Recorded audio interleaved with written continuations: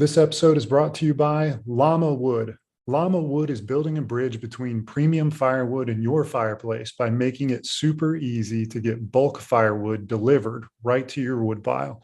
I became excited enough about this company that I've been an early advisor to them since before they were founded in 2020. Their intuitive online firewood delivery marketplace provides an easy way to burn more fires because you get access to highly vetted suppliers all across Virginia. Each are ready to deliver premium seasoned and kiln dried firewood right to your woodpile with a 100% money back guarantee. That's risk-free firewood delivery, folks. You got to try it. LLAMAWOOD also lets you easily subscribe to weekly deliveries, earn rewards every time you shop, and they even sell log racks that they will fill up with wood for you. They are truly a one-stop shop for enjoying life around the fire and keeping your woodpile tidy. For a limited time, Learning to Dad listeners, that's you guys, can get $50 off when you place your first order. Book your wood delivery today at llamawood.com and use code L2D at checkout. Again, that's L2D at checkout at llamawood.com to save $50 off your first order. First off, I love my kids. This is Learning to Dad. I'm the cool dad. That's my thing. With Tyler Ross. But what I do have are a very particular set of skills. I'm gonna have fun, and you're gonna have fun.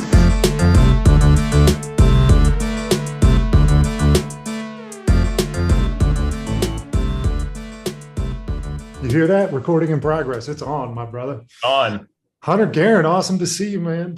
Tyler Ross, glad to be here, man. First of all, I want to thank you for everything you've done for LLAMAWOOD and me. You know, when I reached out to friends and family about doing research, you have been like so helpful. Every time I email that group, you're always the first to respond, and you will spend hours just talking to me about this business, which is really helpful when you start something by yourself. So I really appreciate it. And this guy is the best kid book author I know. My son is obsessed with donkey. I want the donkey book. So that's awesome. Thanks, man. You've been great to me, so I'm honored to be here. No,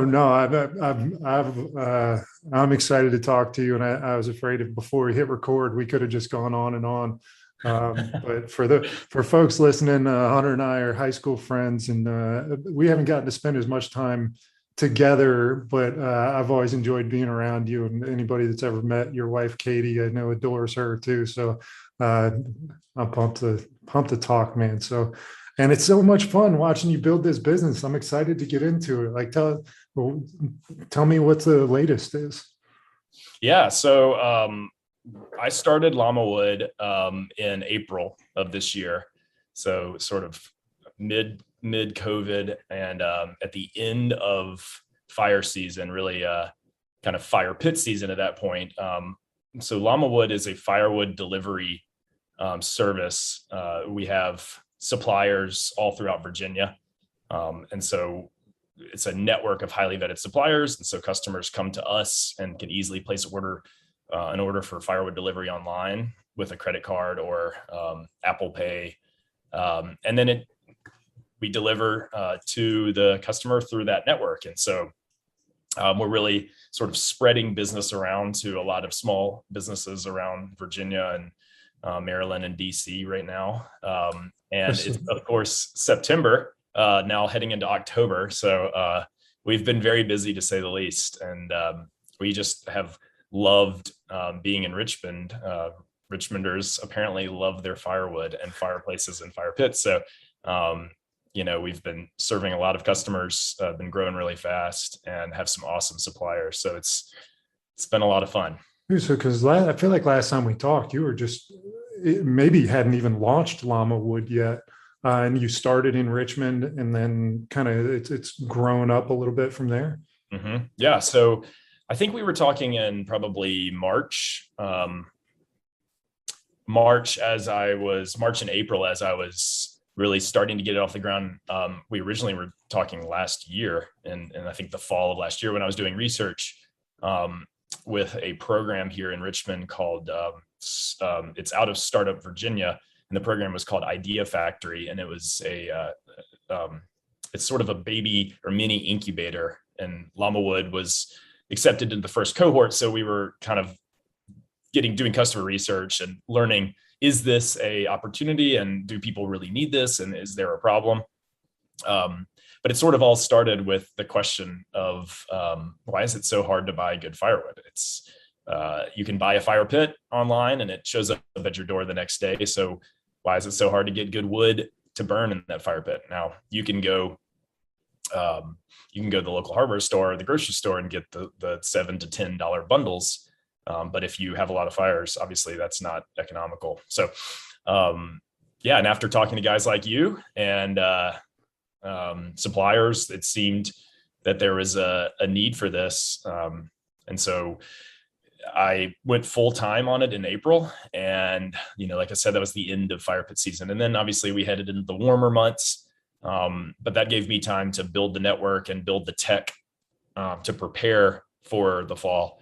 And it's actually a really good thing that I had that time because, there's a lot of moving parts right now. And so you work out some kinks over the summer. You kind of had was it almost like a beta launch in April? So, you walk into all these small businesses and there's a $1 framed on the wall because that's the first dollar that business ever had. Like, tell me about that moment for you.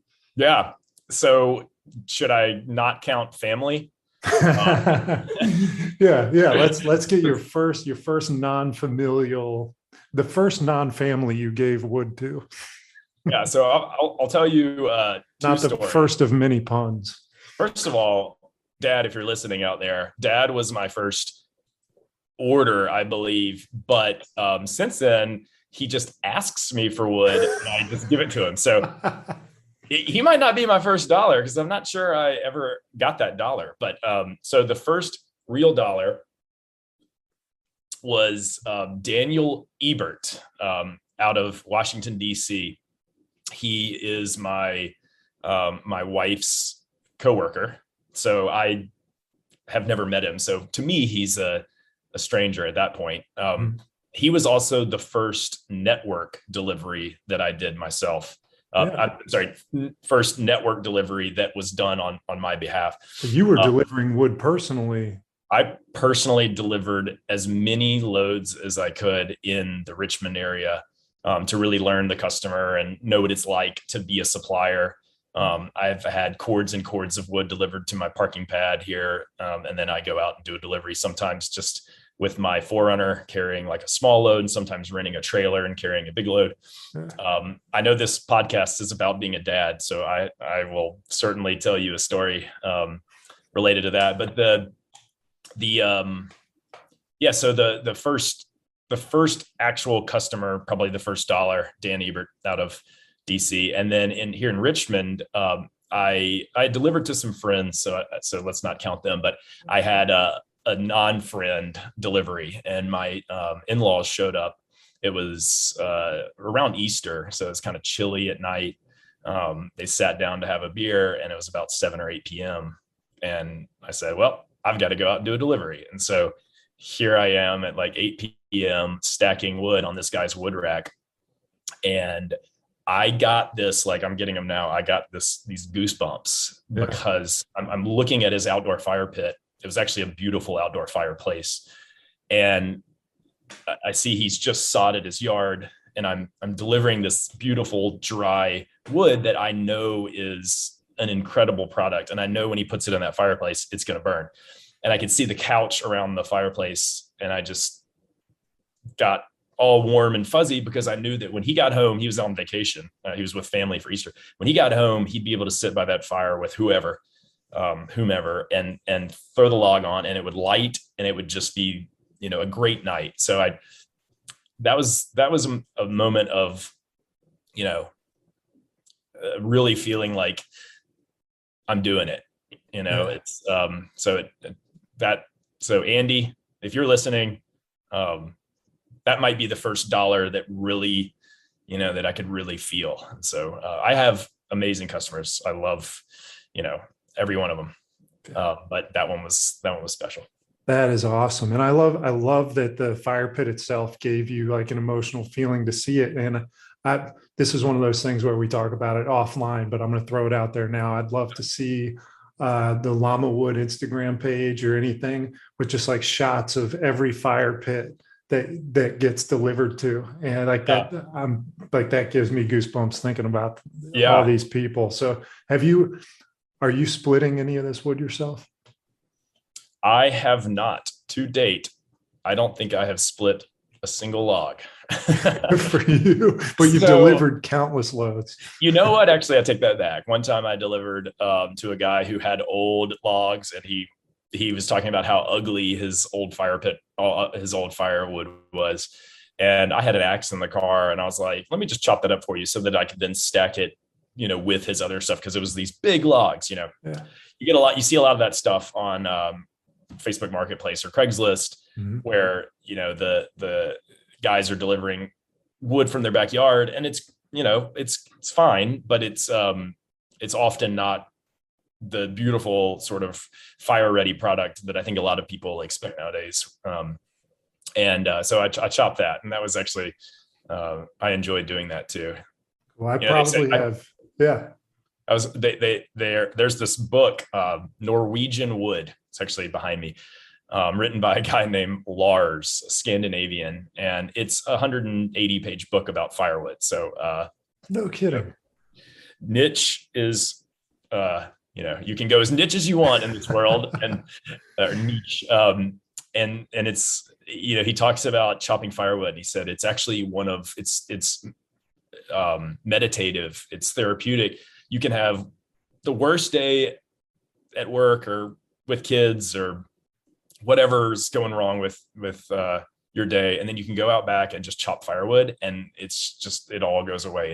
It's this kind of, you have to be kind of a psycho a little bit, because you're breaking apart a organic object with a brute 30-pound maul, crushing a log. It's kind of, you kind of feel like a lunatic, but it's the best brain shower, I think, out there. There are three things me and my dad are really good at. One is 2-on-2 basketball. Another is real estate deals. And the third is we can split the shit out of some wood. We'll take anybody head to head on some wood splitting. But Awesome. so you're doing all of this. Yeah. And I have 3 cords at my house right now, and it's mostly shit. Like it doesn't burn. It's half wet. Like it's not fully seasoned. So I might have to read that book, get an understanding of what's going on. Maybe you'll write the second edition of it. Yeah. But what is it that you gave up a hell of a gig to, deliver wood at the last minute on 8 p.m. on a Saturday? Like what were you doing before you cut loose and started LlAMAWOOD?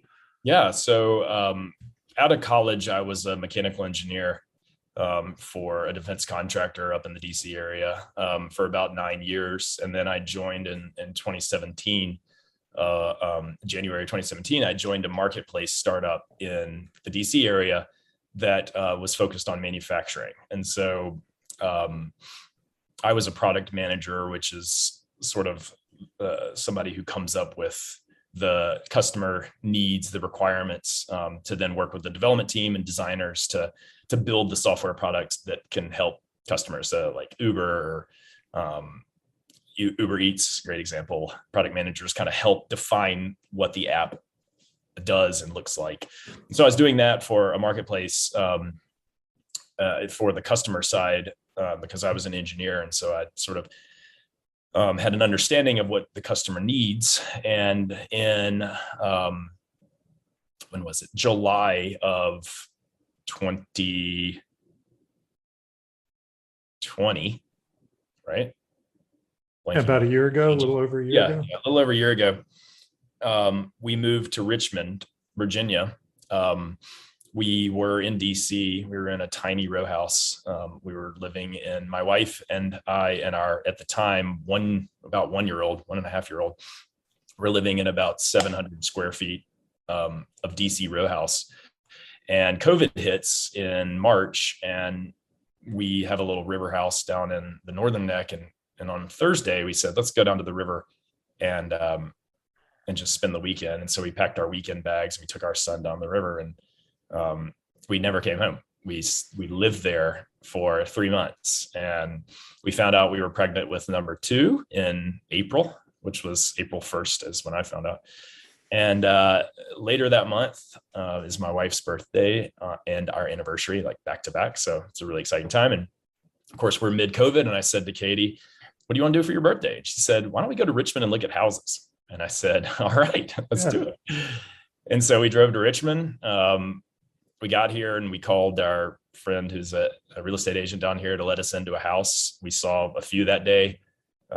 We saw one the next day on MLS, which you know all about. And Katie and I were both in Zoom calls all day. And I'm like, funny enough, my wife and I have our own Slack channel to communicate. Do you really?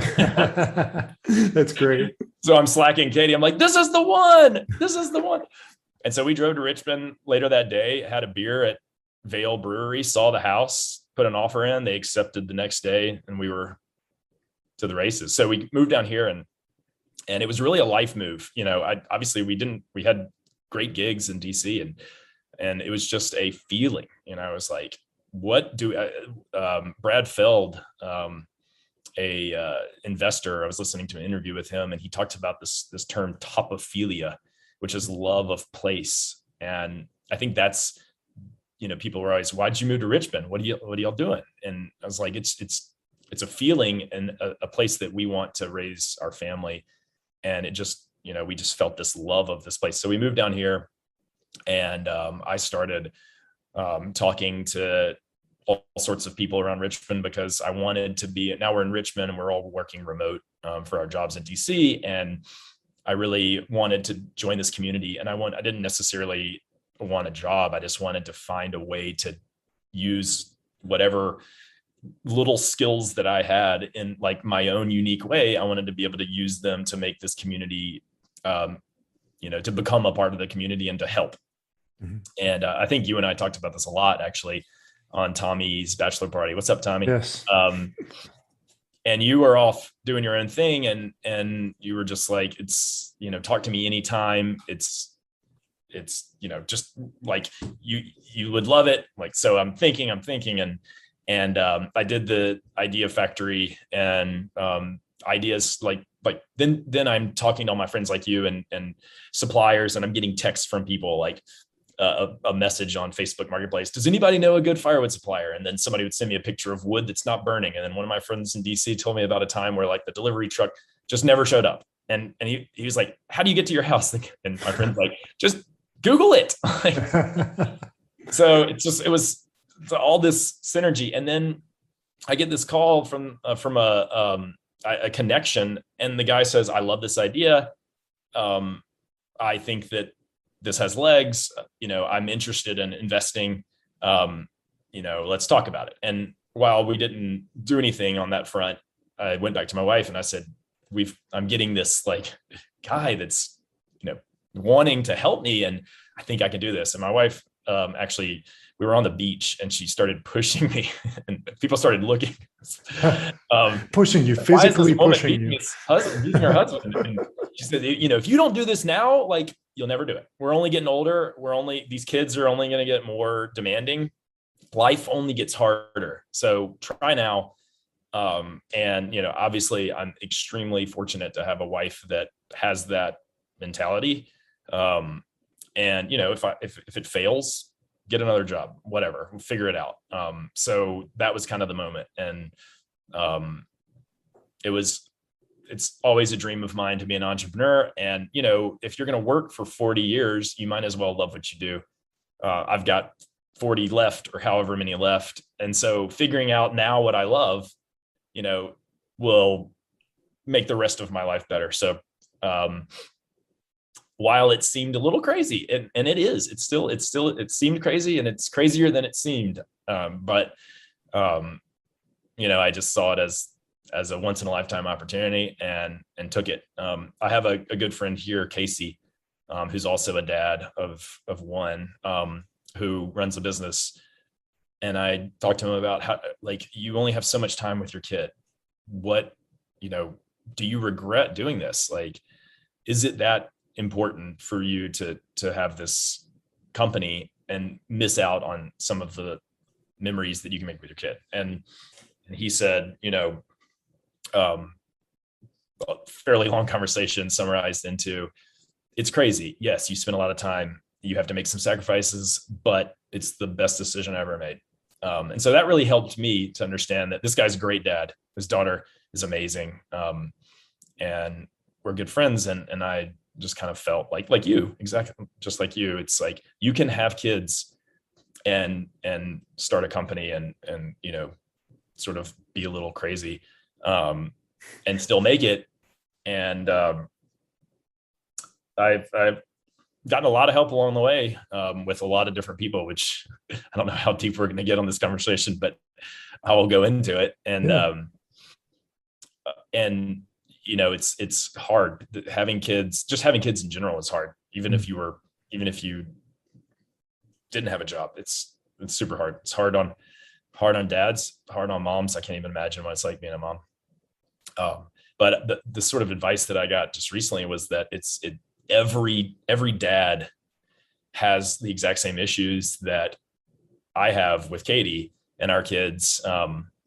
He suggested actually joining Reddit groups about, there's like Reddit groups about being a dad. And, we were going through there was like a tough day that I won't get into a ton of specifics, but basically I was talking to him about it. And he said, the exact same dynamic, the exact same thing is going on in my house. And joining this group really helped because it makes you realize that every dad is going through sort of a similar thing at home. Obviously the context is a little different, but so knowing that everybody sort of all dads sort of have these challenges. But his advice was, and I loved it, is that it's really hard, but that's why communication is so important. And just talking it out, like I was just talking to my wife this morning, that mornings are really busy in the firewood business, because that's when everybody's loading the trucks and planning their routes and changing routes. And today there was a hydraulic leak, and so a bunch of deliveries had to be rescheduled. And I just said to my wife, hey, I think mornings are going to be really tough for me for the next couple of weeks until I kind of get these things figured out. And she said, great, like I'll take mornings. And so I think your question was, what was I doing before? So there you go. No, that's incredible. I mean, you speak to exactly what the point of this whole conversation is to share that together with other people who, share with the people we share with, because we all share this same thing. And the perspectives that you touch on are also different. And I love that Katie was instrumental in encouraging you and basically like giving yourself permission by her giving you permission is really a special thing, a supportive person like that. And I remember that conversation with you, because we kind of were hanging back and just you and me talking about it, and you were so pumped and enthused, and it's cool to have seen it manifest into what it is now and coming along. But like, tell me like the feelings you felt when you put in your 2 weeks or whatever it was. Like, I'm definitely going to do this. Was it fear, excitement, anxiety? You worried about money or time with your family? Like, what are the things that you thought were at risk, and how'd that ultimately play out? Or it's still playing out, of course. Yeah, man, all of those feelings you just said. Obviously, I was at my last job for about 4.5 years. It was a startup, so that's kind of long to be there. But saying bye to my coworkers was really hard. But talking to them about this plan, they were so supportive, and it just like that sort of pat on the back really helped. A lot of them live all over the place. And like, as soon as LLAMAWOOD comes to wherever I am, I'd love to buy wood from you. So that was tough. And, I remember actually, because we're all remote now, I've had 2 jobs before starting LLAMAWOOD. And my last job, there was like a going away lunch, and, everybody came together, but yeah, I left the job in the middle of COVID. So my last day was like just another remote day. And it was kind of bittersweet. to then go into this thing that I was super excited about. But obviously the last 2 weeks I was closing out loose ends at the job just to make sure that the next person had everything squared away. But I was also driving, like just doing everything I could, building the site, building the tech, getting the infrastructure set up, talking to people here in Richmond. Going back to that idea factory, I reached out to the people that sort of ran that event, which was through Startup Virginia, Startup VA for short, and a company called Builder, and just told them all, hey, I just left my job to go full time on this, like would love to catch up. And the first thing I did actually was talk to you. I called all my friends, actually a lot of high school friends, Peter, Tommy, college friends, Tanner, what's up guys? And just said like, hey, I'm doing this. So Peter, for example, was in sales at SAS. And I was like, I don't know anything about sales, like please school me. And so I actually realized how important friends and your network is when you then sort of move away from a group. You have there's 500 people at my last company and 500 Slacks, coming at me, Zoom calls, and all of a sudden no Slacks, no Zoom calls, and you just have a day, and you have to just be very confident about your priorities, because nobody else is not only giving them to you, but even like helping you decide them. But anyway, so I went out and started talking to all these people. I think I over committed to a couple things because of like the adrenaline. I was just saying that action sort of breeds courage and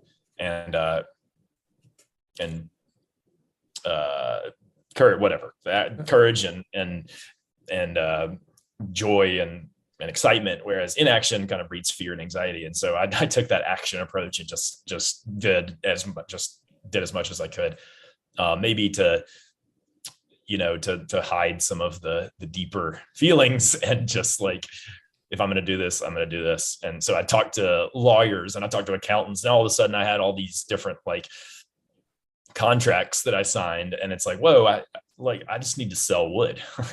First I need to sell wood, and then I need to figure out how to deliver it. And so I kind of settled in a little bit, and now we're off to the races.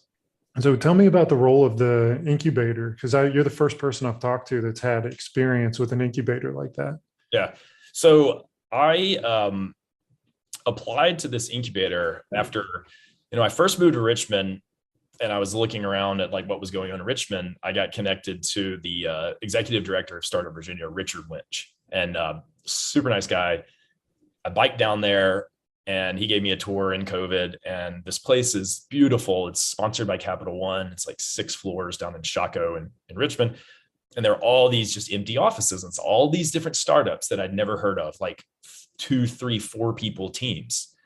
And there's tons of them. One of them, Hop Drive, they help transport cars from one dealership to the next dealership.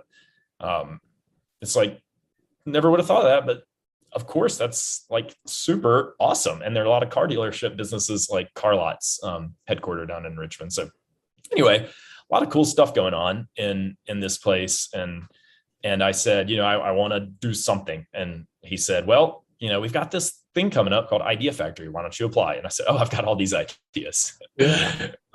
Let me apply. So I applied with multiple ideas, and LLAMAWOOD got accepted, but I actually didn't realize that. I didn't realize that it was LLAMAWOOD that got accepted. So on my first day, they're like, hello, founders, tell us about your company. And I said, well, which one? Like, which one am I here for? Way. Yeah. And they're like, LLAMAWOOD. And I'm like, okay. And then, I'm talking to my wife, and she's like, if you applied with all these different ideas and they picked that one, obviously that one is like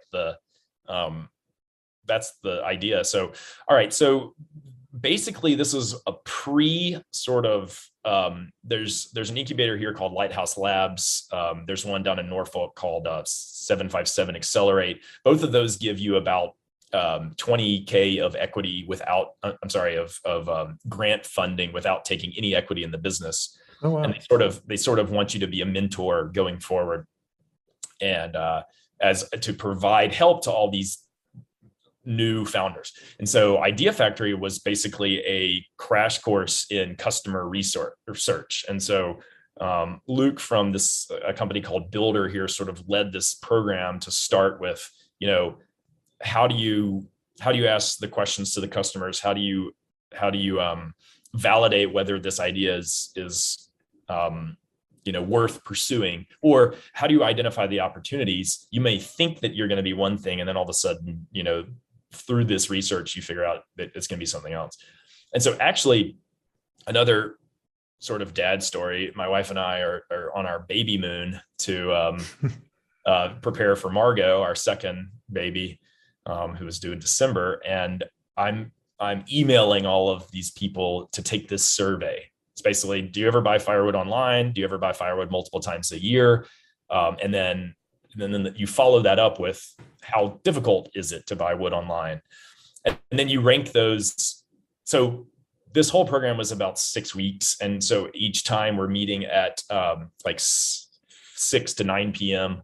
once a week, I believe. And then you have homework, and then you come back and you do it again. Normally it would be in person, but obviously COVID, it was remote. But it was here in Richmond. And so at the very end, some of the people got together and sort of went to the next step. One of the founders that I was with, Philip, has gone on to do those incubators, those Lighthouse Labs and 757 Accelerate. So it kind of pushed him towards that direction. Those accelerators are awesome, but I came from this background of that there's a lot of really kind of dirty behind the scenes, not techie ways of selling and fulfilling orders. There's a lot of manual intervention, and I think the founder of my old company said something like, you want to validate your business by getting people to buy your product. And so I kind of focused on just immediately selling. And through that incubator, I kept saying, when do we start selling? When do we start selling? Yeah. And they were like, yeah, that's great. Get out there. And I started reading all these books, and Derek Sivers, who I love, has this great book called Anything You Want. And it's 44 pieces of advice about starting a business. And the first one is, if you want to start a school for autistic children, as an example, across the country, start by tutoring somebody for 30 minutes, 1 day a week. Put a flyer in the coffee shop and just start helping one person, because you can't help a billion people until you help one. Mm-hmm. And so, I kind of quickly created this service and sold, one thing to my dad, I think, and then Dan, and then it's other people, and it's whoa, now I've got to find the suppliers and just started growing from there. But we're on our baby moon, and I'm emailing all of my friends to take this survey, and then just not getting a ton of responses. And my wife goes, have you texted them? And I'm like, no, I'm emailing. It's the professional thing to do. She's like, text them, Hunter. And so I just started texting everybody. You were on it. I have all these different group texts from DC, from high school, from college. And so I'm just sending the survey out, and it just started going nuts. I had 70 people, while I'm sipping my coffee at Willow Grove. And all of a sudden I had all this research, and that's a great example of needing somebody to bounce your ideas off of, including your wife, when you do this kind of stuff, and just sort of having that communication to then solve your silly problems, which is apparently nobody checks email anymore. And so now I've learned the firewood business is all about text. I text. Is that right? I text my customer all the time. So anyway, you live and learn, but that's, So talk to me a little bit about the difference of being an employee versus running the show. How have you changed in the last, it's been 6 months or so? Yeah. Gosh, Tyler, great. You're good at this. Thanks. Have a podcast. I'm curious. And I like what you're doing. I think it's so cool. I admire you for taking the step to doing it. Yeah. Well, like I said, I have a lot of help. So the first thing I did was I have thought about it forever. And I finally said, I'm going to get an executive coach. And especially if I'm not going to have employees yet, then I need somebody to talk to that isn't my wife, because I have learned talking about work with your wife all the time is a recipe for not fun. You know, as I say, vacation, Katie and I always have this wonderful time on vacation. And I was like, wait, why is that so? Great, vacation is great, but it's because we don't talk about work. And it's like, aha. So don't bring your work home, or have some limit. That's one lesson, one difference. But anyway, so I got an executive coach and I started talking to him about all these different things. And it turns out, I think this is an adult program, but he said one time, because I was just, naming a bunch of things, and he said, being an entrepreneur and like sometimes starting a business, the first thing you have to do is figure your shit out. And that's a great summary to your question about like what happened in the first 6 months. What's the difference between being an employee and entrepreneur is, if you haven't figured your shit out yet, and then you start a business, like you are on a crash course to figuring your shit out. Well, what's that process look like for you? Like, what's the shit you had to figure out? Man, I think obviously a very obvious one, and one that I care a lot about is financial security. So all of a sudden I have no salary. And, I think first of all, you have to figure out what is exactly your budget? What runway do you have? How are you going to modify your previous lifestyle to fit into this sort of new life? And I think one thing is that when you remove your salary, you have to become really conscious about your spending. And I can name all sorts of things that I used to think that I really wanted or that I really loved. And all of a sudden I was just like, none of that matters. I don't really care about that. And then another thing was, going, let's say maybe you don't have a salary anymore. So maybe vacations become more sporadic, at least at first. And, I was thinking to myself, well, you could go on these vacations, or you could have nice things, but if underneath you're not happy with, your career, your life, whatever, then all these nice things or whatever, they don't even have to be nice, but things don't matter. So let's focus on relationships and people, and minimizing, and so that was a big part of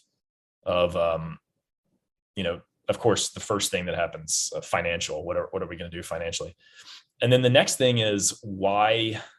So, why is I need to do X, but I'm not doing it, or I'm doing Y and I can do it really well.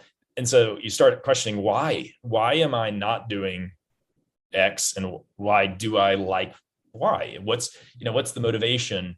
Because at the end of the day, you have all these different things that learned behaviors, or I say this often, the stories that you tell yourself, kind of define your life. And if you've been telling yourself all along that you're a great engineer, or people are telling you stories, you're a great this, you're a great that, and maybe you don't actually believe that you are, and you're sort of doing things to sort of conform to that story that you're telling yourself or that other people are telling you.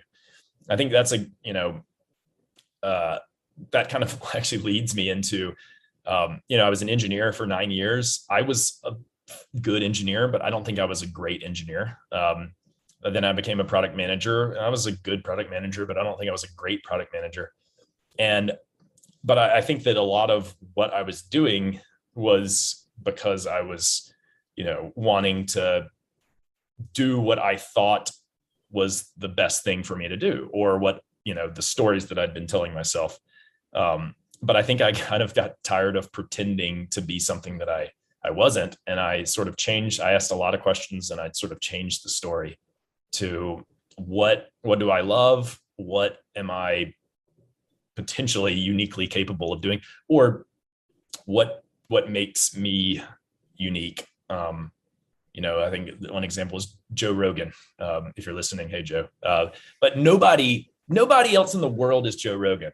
So he took this kind of crazy MMA to podcast to stand-up comedian path, and like he's just has the most successful podcast in the world. So how do you figure out how are you uniquely? Nobody else is Tyler Ross, nobody else is Hunter Guerin. So how do you actually use that identity? And then, again, starting a business, you have to sort of put that out there. So, you have a lot of skin in the game. So the difference, I think, between being an employee and an entrepreneur is it's almost like throwing fuel on the fire. As an entrepreneur, you can't sweep anything under the rug. Was that like a gradual, as that exploration you were taking on yourself? Was that gradual? Or did you have this like aha moment where you went, oh my gosh, like I'm not doing, I'm not fully satisfied doing this? Or was it like chipping away at you? Yeah, I think it was gradual. Yeah. And I think a huge thing about either way, if you are a passionate person and you are a hard worker and you have a high standard of work product, like you're going to work hard for an employer or you're going to work hard for yourself. I think actually my executive coach said this, and nothing wrong. In fact, I will go out on a limb and say a full-time job with a salary and benefits is a wonderful thing. It is, that's why it exists. So nothing against that life or that style, but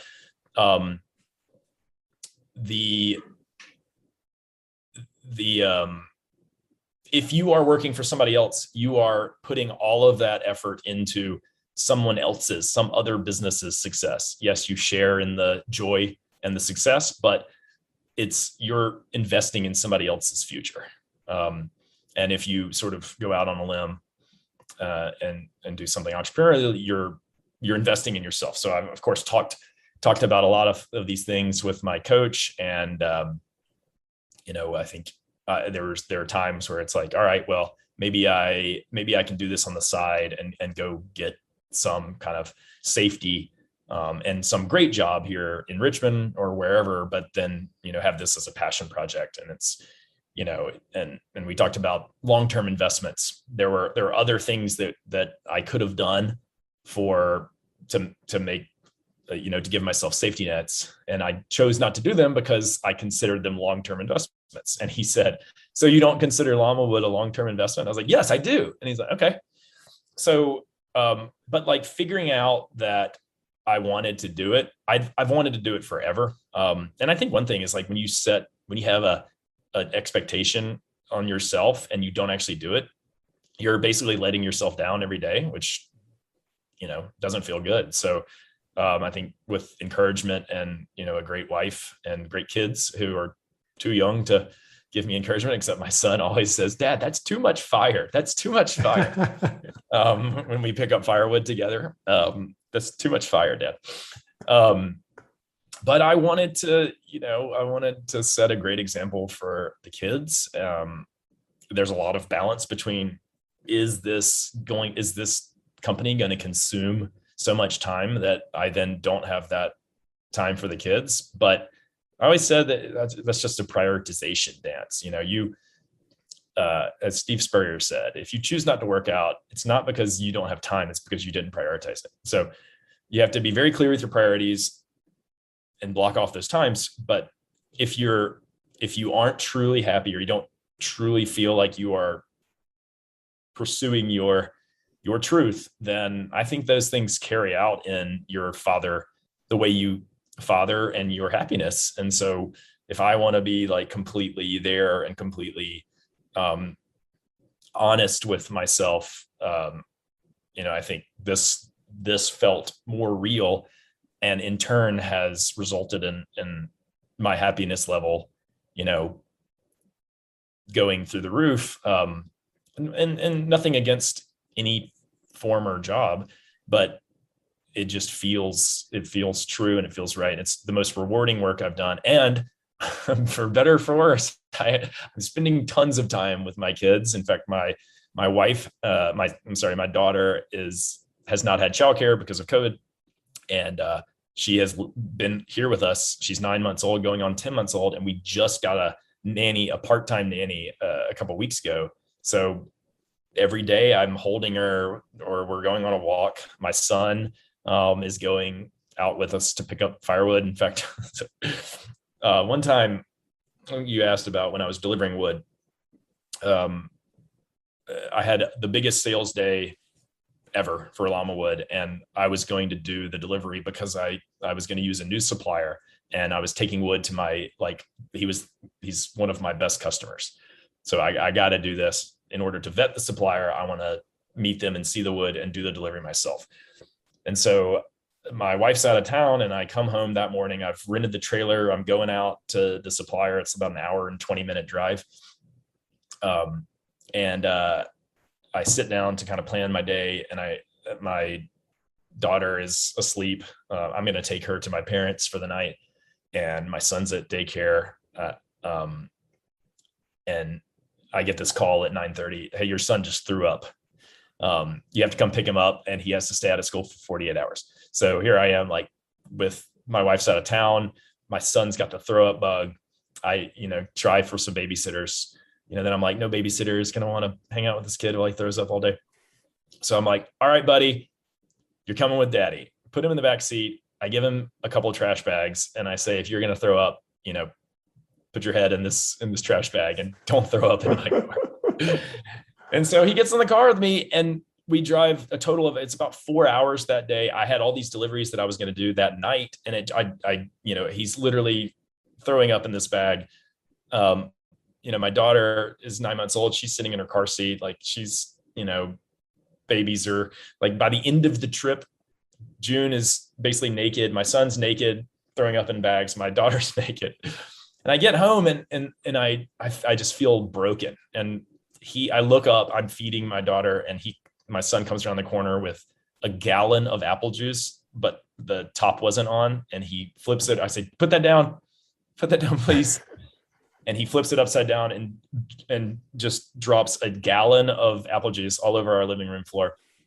And, broken, I go to sleep, and I wake up, and I put him in the car, and we go do those deliveries, 8 a.m. to 1 p.m.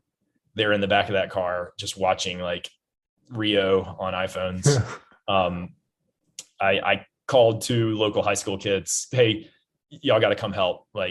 And they're like, when should we be there? I'm like, right now. And they come over, 3 guys together. It took like 4 more hours to finish those deliveries. I get home, and it's 1 o'clock. I sit down with my son at the breakfast table to give him lunch. And he looks at me and he goes, Daddy, I'm having a great day. And I'm just like, I'll lose it. Yeah. First of all, kids are the most resilient thing in the world. And second is, I was like, I'll never do that. I'll never deliver wood again at the expense of, at that expense. And I think there was a lot to learn in that moment. There are similar things, like COVID has caused this, but as being a dad with a company, you have to think, what are these things that I'm doing that I could just completely stop doing, or I could give it to somebody else who's better at it than I am, delegating and just identifying things. And so all of a sudden, just like in one moment, I quit doing deliveries, and now I have amazing suppliers doing 10 times better job than I ever could. And instead of being out on the road, I get to be here with the kids. So isn't that amazing? Sometimes the best thing you can do is get out of the way. Yeah. Hey, let me pause for a minute. Yeah. All right. Sorry about that. I had to tinkle. So we're back. I got my question for you. All right. Gary Keller wrote a book called The One Thing. And I didn't particularly care for the book, but there was a concept in there that really kind of resonated with me that you were kind of flirting with, which is the counterbalance. Employee, typical hours, typical day, you get into a routine, you go in, and so that you kind of have your balance established, a groove, a rut, somewhere in between, goes back and forth. But now as the entrepreneur, as the guy, can you speak to me about how your balance in life kind of shifted and what you've done to kind of go with the flow of it? Yeah. I've also read that book. I actually enjoyed it. Yeah. Maybe But it's because he's a real estate guy and I'm been out of shape about his business Yeah. model. Yeah. Gary Keller, the one thing. So for some context there, that book is about how do you figure out the single most important thing that you could do every day and just get up in the morning and from 8 a.m. till 12 p.m. just do it. Mhm. And then the rest of the day you can do whatever you want. I have a million things. So the one thing, just say there is no one thing. Yeah. You know, so I was the same way and I dug into it a little bit. And so, but actually let me do your question first. So the balance you're talking about is that there's this neutral line that goes up from like an x-axis, and on one side you have family and on one side you have career, and life is really like a sine curve of going back and forth. Mm-hmm. So you start going heavy towards your career and then your family life suffers. Then you start going heavy towards your family life and then your career suffers. And one thing he says is that it's never going to be like completely even. Like it's never going to be a pretty mirror image kind of back and forth. It's always going to be heavily skewed towards one for like an extended period of time and then heavily skewed towards the other for an extended period of time. But the thing he says there is that you can lose a job and you'll be fine. But if you lose your family, you can never get that back. And that actually really resonated with me.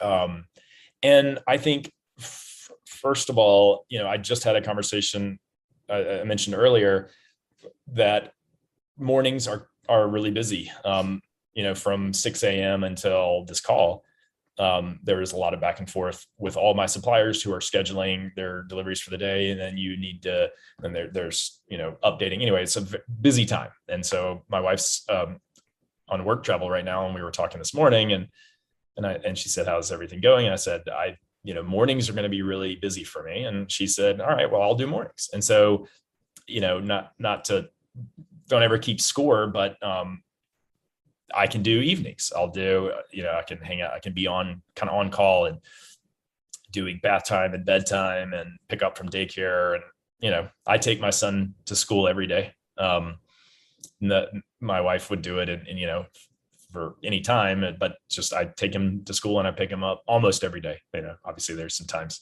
So that's one thing. You know, we have that little river house and I'll plan a day where I take my son down or daughter and just have a day and a night and camp in the yard and have fires, of course, s'mores, you know, go on the boat, whatever, just like dedicate really focused chunks of time. But I think also you know, going back to the career coaching, and then of course this is a podcast about dads. And so I'm very open that Katie and I go to marriage coaching. And that started in this, you know, time of me starting this company, but there's so much going on. We moved to a new city. I left my job and started a business. Katie, my wife, has 3 companies, 3 jobs. Yeah. She is full-time employee. She has a job trying to create a statewide trail coalition of bike trails around Virginia called Movement South. And she has an antiques booth here in Richmond. So, wow, a lot going on. Yeah. And so we saw this opportunity to be proactive around, you know, we were looking for, like, of course we were like, we have a great marriage. We're happy, but you know, nobody's perfect, but the best people in the world have coaches. Michael Jordan has a coach. Yeah. Sell marriage counseling to me. Like, why should I go? So I will say, first of all, it's marriage coaching. Coaching. So coaching, you know, this is kind of what he said, is coaching is like, let's build a playbook, coaching reference. And you're very familiar with, I think you're a coach yourself. So why not have somebody like Tyler Ross that's just there in the room for you to talk about things that you're struggling with, or that you're that you're doing great with. Sometimes it's like a totally positive conversation. And it's also not, I think one of the fears that a lot of guys have is that, I've heard multiple people say, not to name any names, but like, oh, y'all go to marriage coaching. My husband would never do that. Like, first of all, have you asked him? Second of all, if he ever did it, he would immediately want to do it more and more and more. Because what person doesn't want to have this like neutral party just moderate a conversation? Because we all know what happens when you get into an argument is things escalate, you get defensive. We did this great exercise around your fears, and you take a conversation or a disagreement, and you think about in that instance, what were you afraid of? Like, what are your fears? Some examples. You're afraid that you're being judged. Mm-hmm. And then what's your response? And so your response might be to immediately apologize and then say, I love you. Or your response might be to just like get angry or whatever it is. And these words, so these responses were named. So there's like a flight response. There is a minimalization response. There is a aggressive response, whatever. You just have these words. And then you realize that your sort of playbook when you get into a disagreement is to do these three things. And to me, that was like kind of one of the most valuable things we've done in coaching is I was able to define my response to basically any disagreement. And you name these things and you realize that they're just things. Like you and I respond completely differently to stress, to anxiety, to disagreement. Your way of responding is not wrong or better than mine. And just naming it helps you realize, like, again, the stories you tell yourself kind of come out. It's like, how can I change that story? Or don't even change it, because maybe you have a great response to an argument. But now I know that when it happens in the moment, I can go, oops, right now I'm doing this. And now I'm doing that. And pretty soon I'm going to be feeling this, And so going through that together with my wife, I was able to learn her response. And so now as if we ever get into an argument in the future, I can say, well, first of all, what is her fear right now? Like, what fear am I triggering? And now, obviously, it's not cut and dry. So actually, apparently, a really great thing to say is, what are you afraid of? Like, what in this thing, what are you most worried about? Another thing I heard, this is great, is like, what are you seeing that I'm not seeing? Like, what am I missing? Because, I love you and you are a smart person and we are married for a reason. So I respect all these things. So obviously I'm missing something. Can you help me understand what I'm missing? And that's not like a judgmental question. I learned that from a conversation with this woman from Harvard around a disagreement. What was her negotiation tactics? Obviously as an entrepreneur, a lot of your day is negotiations, contracts, and joint ventures. And I think that's actually going back to your difference in entrepreneur versus employees. One of the really neat things is that as a business owner, a lot of the people you work with, almost every relationship, it's obvious that there's this like mutual benefit to each other. And so your business dealings together are very much like, how can I help you? And so that you help me. And now this happens at work, but a lot of times, people in different teams have different motives, and it can be sometimes hard to see that like your work and their work is mutually beneficial. So anyway, I think that's a little easier when you literally like have to make $1 in order to pay the bills, as opposed to like ensuring that you have a steady income. But marriage coaching, again, long-winded answer. Yeah, no, it's great. But marriage coaching is like, at the end of it, often you're getting like this, y'all are doing great, keep up the good work. Like, this is a process. Everybody you know, everybody can benefit from trying to talk it out. But what I was saying earlier is that one of the best things about marriage coaching is you literally get to listen as like a fly on the wall to your wife talk about the things that are really bothering her. And a lot of times, as we know, dads out there, that it's not always our fault. It's not always about us. It could be about something completely unrelated that we just don't realize because we haven't gone there with them. And you can realize that like something that happened in their work day or with the kids really triggered one of those fears. And then, you know, that manifested into some other behavior that, so you can, you just sort of, I said to my coach actually, because when I'm talking to him, you know, he's very, oh man, I understand how hard that must be. And you are like, and let's just acknowledge that this is really tough. And all these like great words that just don't, that sort of communication isn't natural to me. And I wish that it was. And so I said, if I could be like a fly on the wall, or if I could just like have this out of body experience and watch us have this conversation and realize that, you know, not everything, like one of my fears is being judged. Man, really going deep here with you. Love it.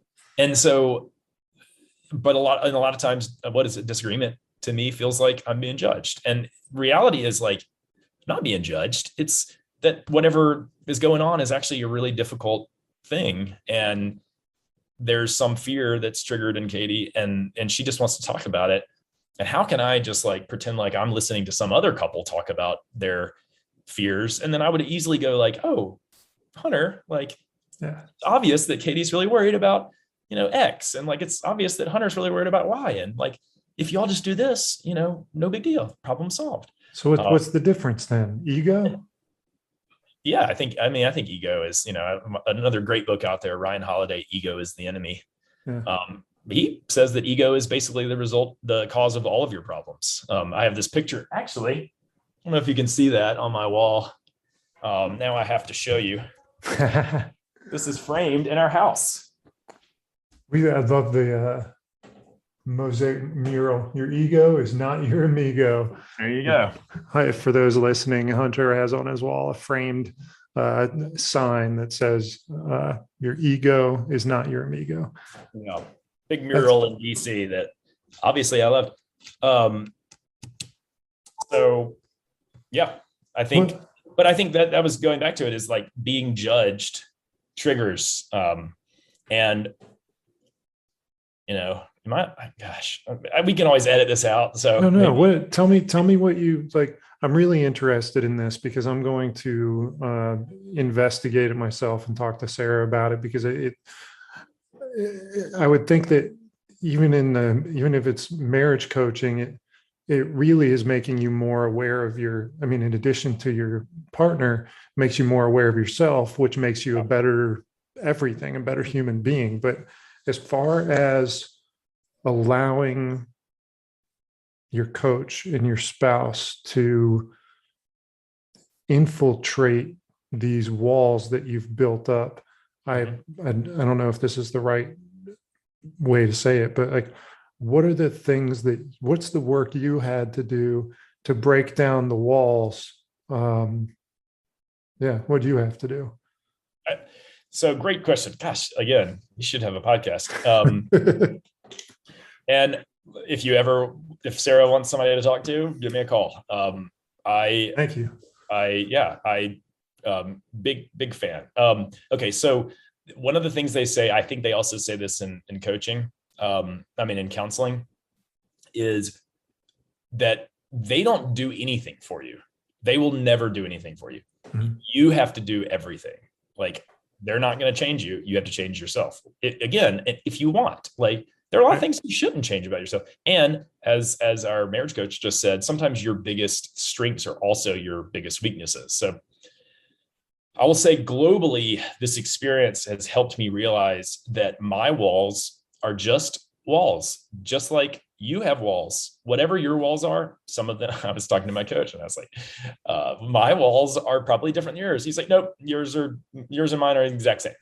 that felt good to hear, but just knowing that like somebody else had my similar walls. But defining them, name your walls. Like, it sounds silly. I always heard the saying, name your fears. Like, oh, I'm afraid of spiders. I'm not actually afraid of spiders, but why would I name like that's silly. So, but name your fear of being judged. Like, what? Like, I didn't even know that was a fear. I've never heard, there's no such thing as fear of being, I don't know, Google it. What is how'd that get teased out of you to make that acknowledgement? In that exercise? I don't know. Google, man, I wish I knew what it was. Just like fear, I've done this thing called fear setting that is is similar. But let's go back to your actual question. Just Google like marriage, argument, fear, I don't know, quiz or something. And so we were thinking about a specific thing. And the question is, what was first of all, define the disagreement.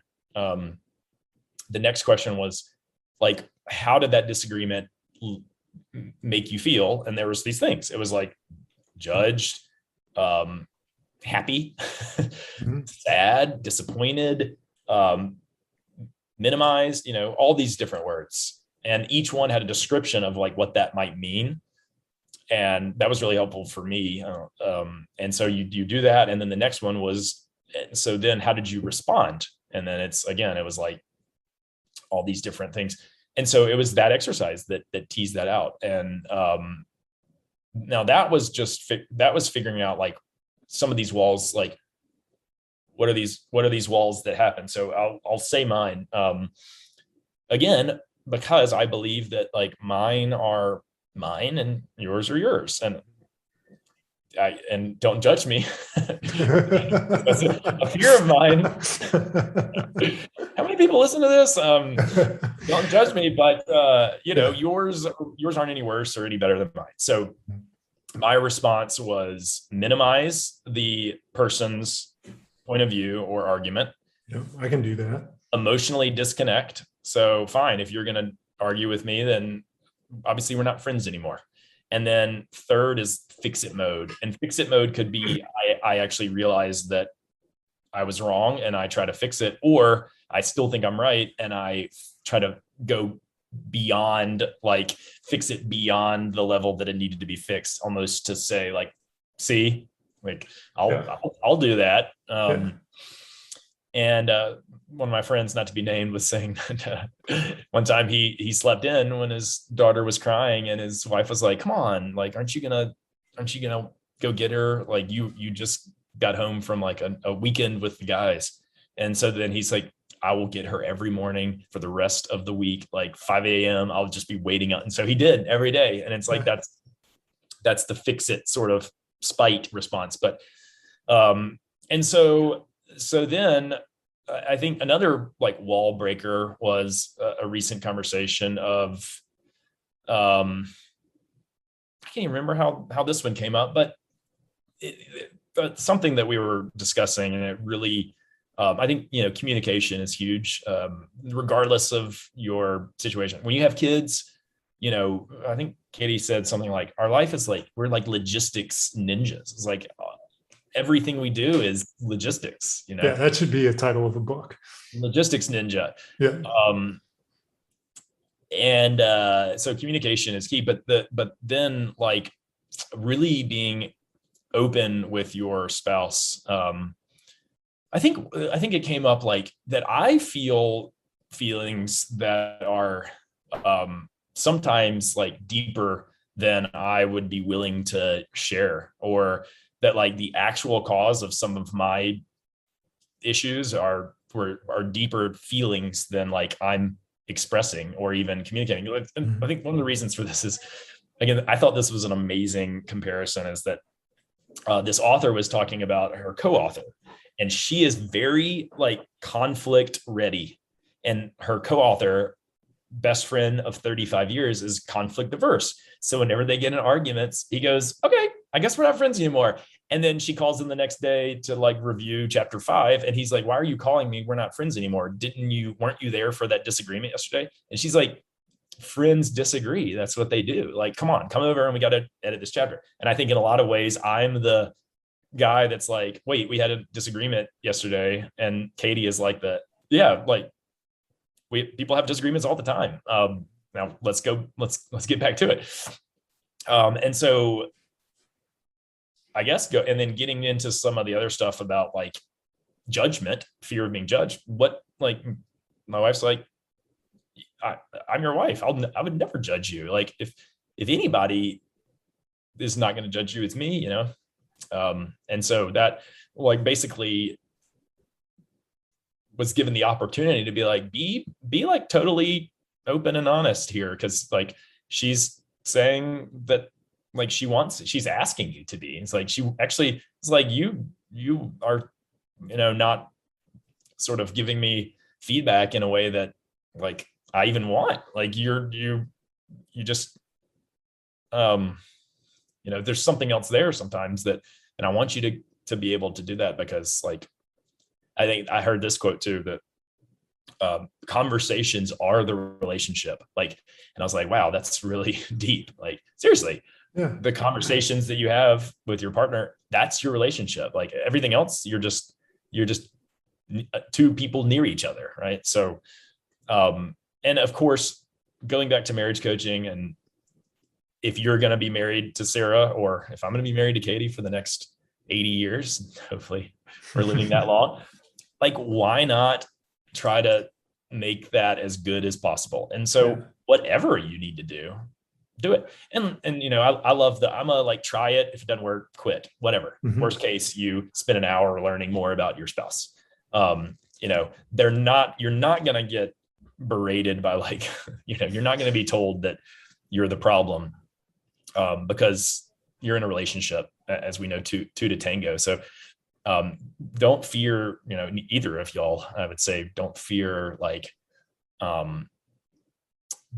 having a negative experience. One other quote, and I'll stop with this, is that everybody has issues. Nobody's perfect. You can either address your issues in the light of day, AKA talking to a coach, or let them like seep out of your ears in the darkness of the night. And that sounds really deep and dark. I think it's very true. You can address disagreements, and it's not just that. It's like, I think the first time we had, like literally the first conversation we had with our coach, Katie profused her love of me the whole time, crying at how amazing I was. And we left, and I was like, that was the best thing I've ever done in my life. So. Oh, it's amazing. So conversation, talking, like, how do you find time to talk when you're doing the morning, she's doing the evening, you're delivering wood throughout the day, or troubleshooting or whatever, she's doing her 3 jobs? Like, do you find it challenging to, you know, flesh out those conversations when you need to? Do you like put a pin in it and come back to it later? Like, how do you manage that? Yeah. So what I said is, let's schedule some time on the calendar. And then I was like, man, I would dread that. And she's like, that will never work. But we do have, this is another thing, we have meetings. Katie and I have meetings on our calendar. We don't always do them, but you know the saying, like, if it's not on your calendar, it doesn't exist. Yep. You can always not go or reschedule. Mm-hmm. But financially, and again, we don't do them as regularly as we should, but we have a budget meeting, depending on right now, obviously, like entrepreneur kind of, so it's more frequent than it probably will be in the future, but budget meeting, we have a weekly stand up to basically talk about LLAMAWOOD and her businesses, because otherwise you're just going to talk about them at all hours. So rather than like say all the things that you're doing or that you're going to be doing or that you need help with, you know, throughout the day, just book off some time and have that focused on that. And then last is, again, that Brad Feld guy who said topophilia. He has this retrospective with his wife once a month. It's on his calendar. It's like 4 hours. 5 p.m. to 9 p.m. the first of every month to talk about what's coming up that month and how last month went. He traveled a ton, and they were losing the opportunity of talking, and so they scheduled this 4-hour chunk to like let it all out there. And at the end of it, they hugged, and they promised that it was always like they always left that conversation and like left everything in the conversation, and they always hugged at the end to then go on. We actually really liked that idea and scheduled it, but we haven't done an official one yet. But so to answer your question, of course you have kids, you realize that like when you talk around the kids, they just get louder. So if like I'm on the phone with Katie talking, like June, our son, will just get louder and louder and louder. And so obviously it's difficult to talk when kids are around. Obviously during the workday, we're working. But we do go to lunch a good bit, especially working from home. We have a great restaurant down the street that we can walk to. But the real time that a lot of these conversations happen are in coaching. So that's an hour. I think it's actually 70 minutes or something. You're doing that monthly, weekly? Biweekly. Biweekly. Biweekly is a strange word. What does biweekly actually mean? Every 2 weeks? Or half monthly? Bi-monthly. What does bi-monthly mean? Every 2 months or twice a month? We'll never know. We go every 2 weeks. Yeah. Sometimes it's in person, sometimes it's via Zoom. But so that time, and then obviously after that time, we talk like on the way home.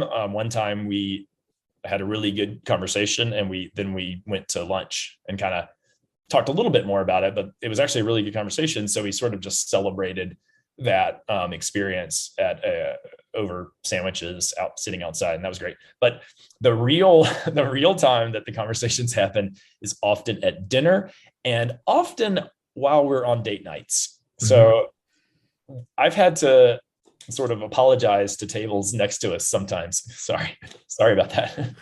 No. Katie has no problem getting in there no matter where we are. I don't care about other people.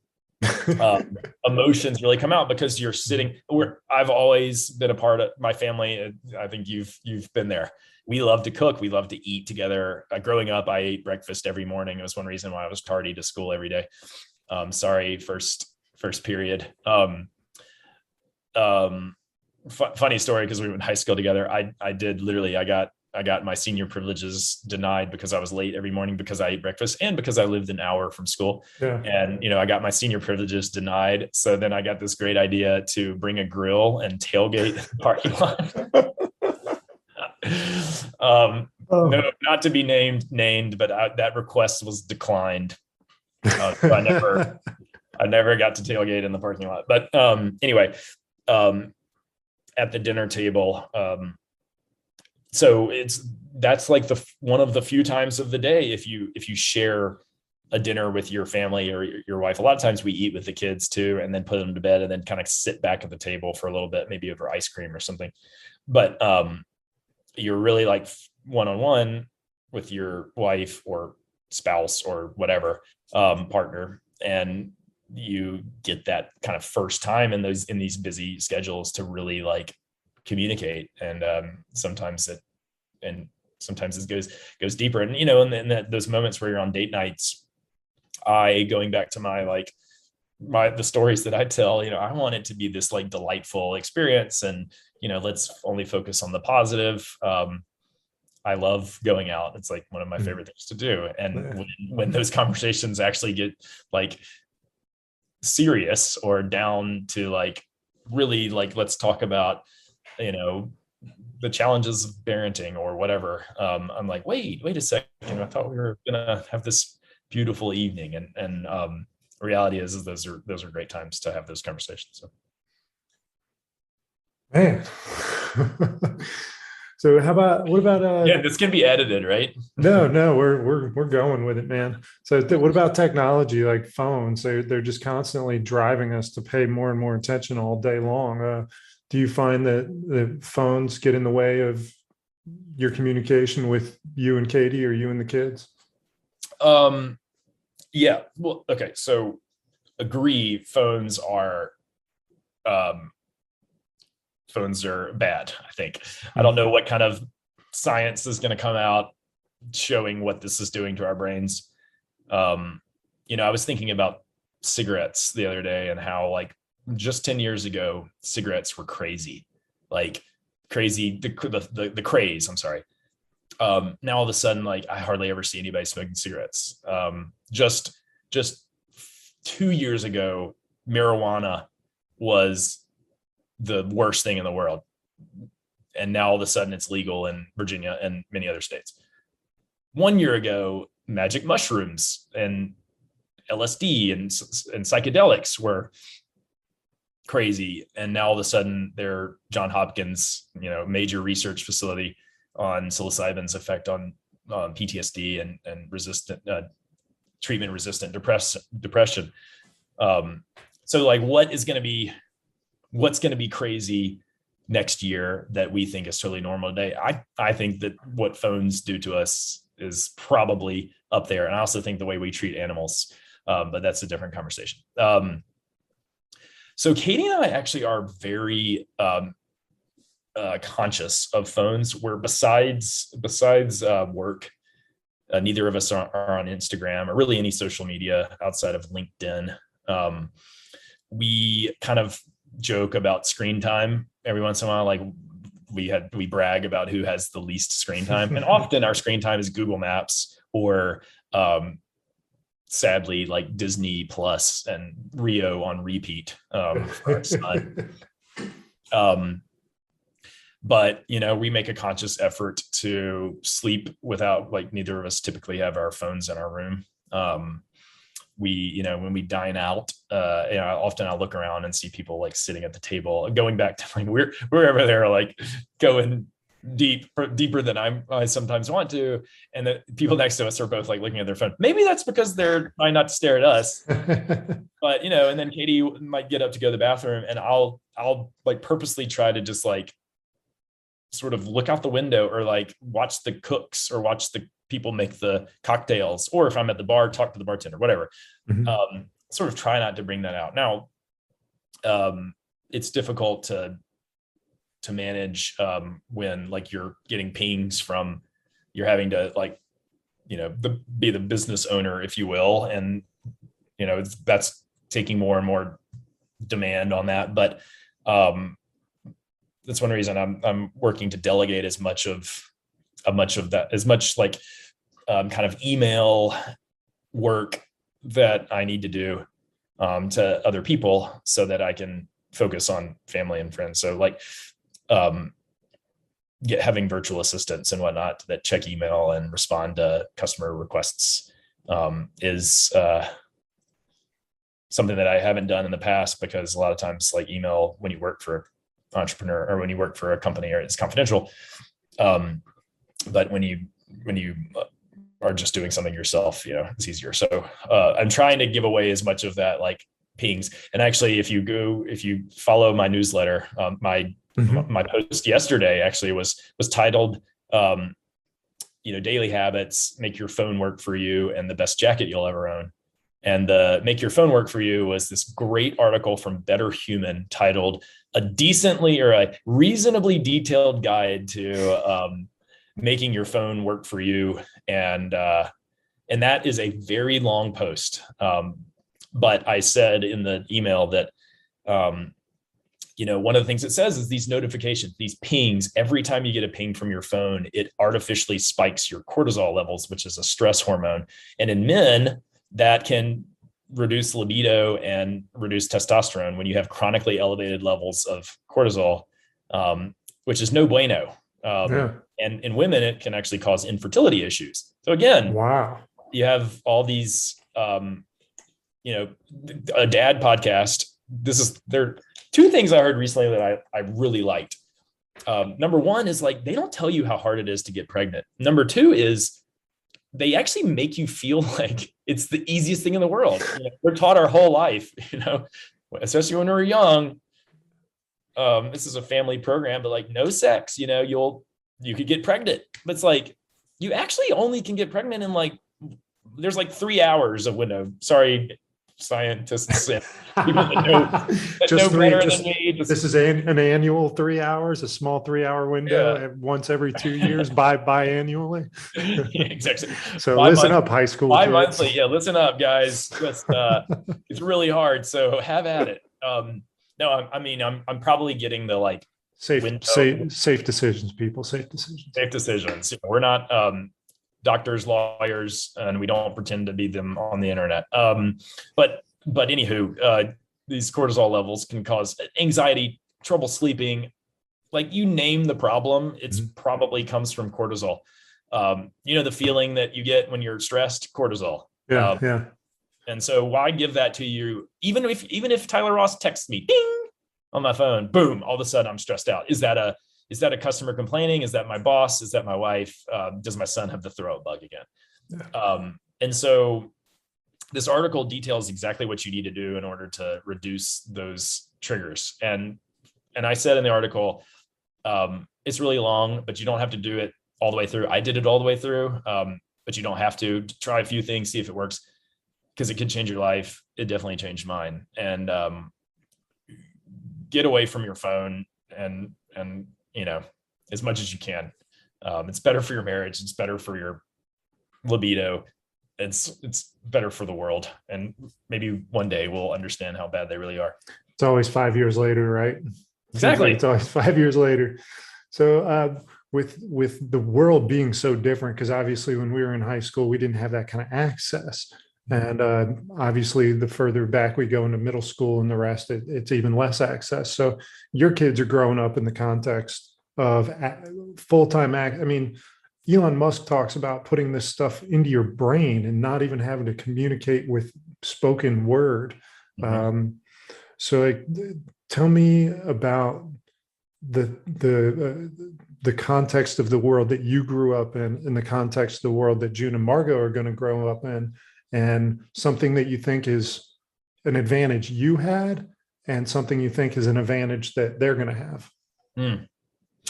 So I grew up in Birmingham, Alabama, and then moved to Fredericksburg, Virginia when I was a junior in high school.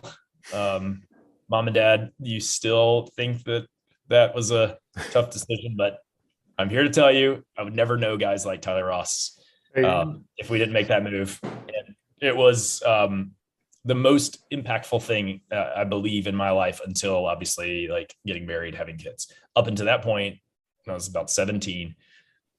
So first of all, I think that was an advantage that I had as a kid, and we have already sort of imposed that on our kids. We moved from DC to Richmond. My son has been in 3 daycares. And we took him at 9 months, we took him to Portugal for 3 weeks. So travel. Wow. And travel, Azores, a little island. We basically did nothing except hike and hang out with June.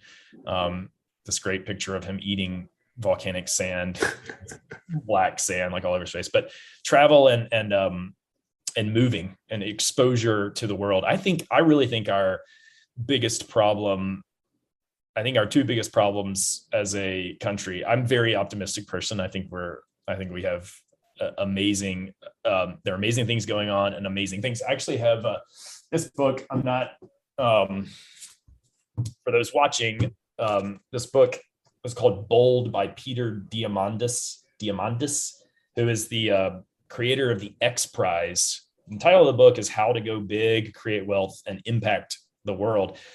There's another great book called The Magic of Thinking Big. I'm halfway through that book. Oh, great. I'm a huge proponent of that stuff.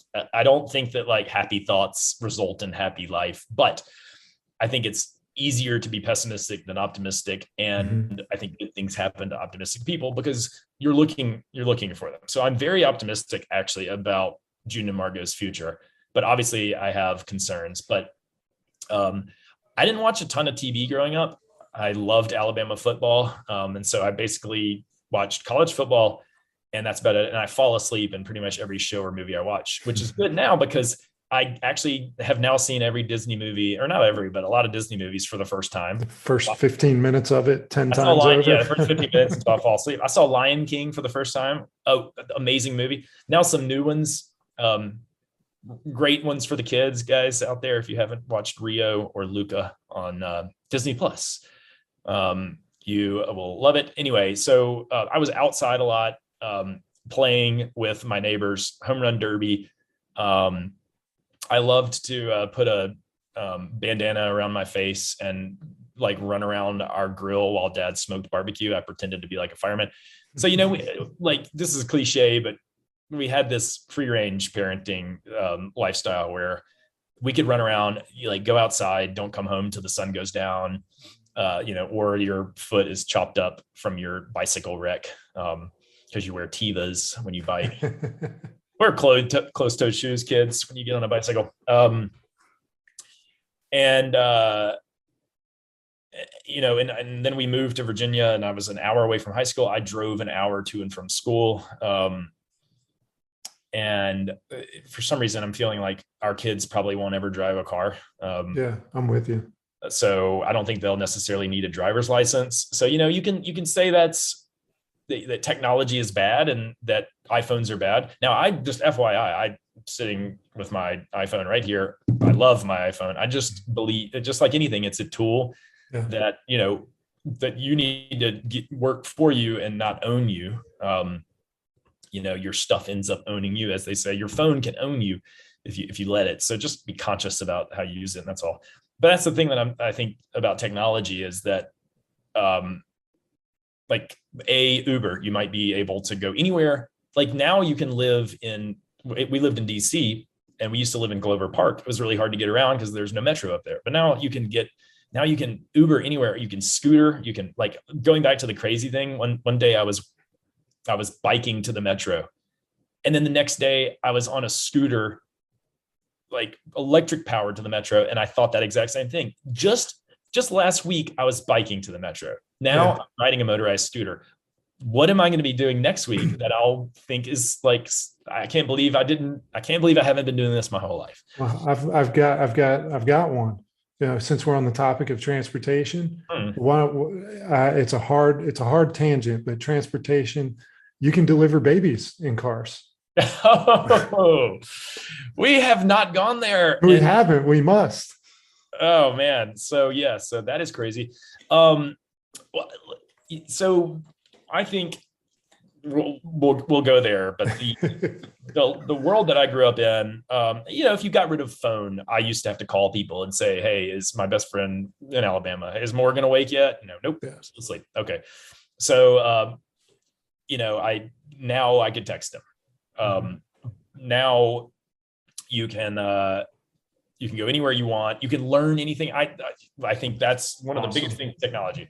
You can learn anything. You can, how to set up a marketing email drip campaign. YouTube, boom.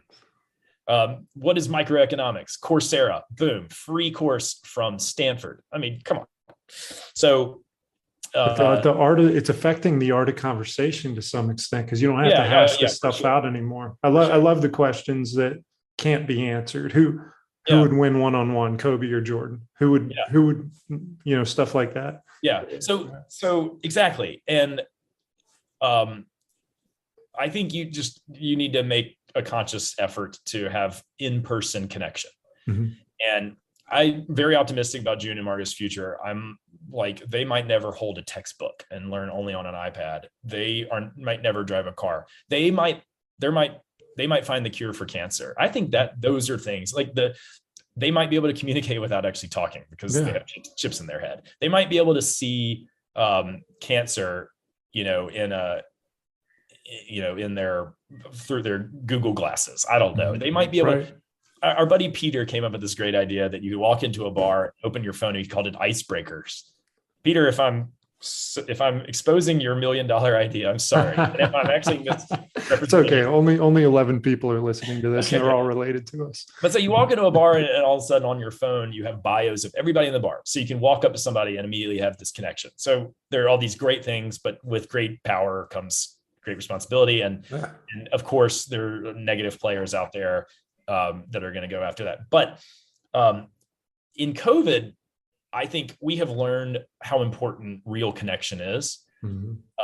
And a lot of COVID was in the winter. It started in the spring, but we all were there. We were all there from November through till March, where we couldn't spend time with family over Thanksgiving and Christmas. We spent it alone, or with our own family.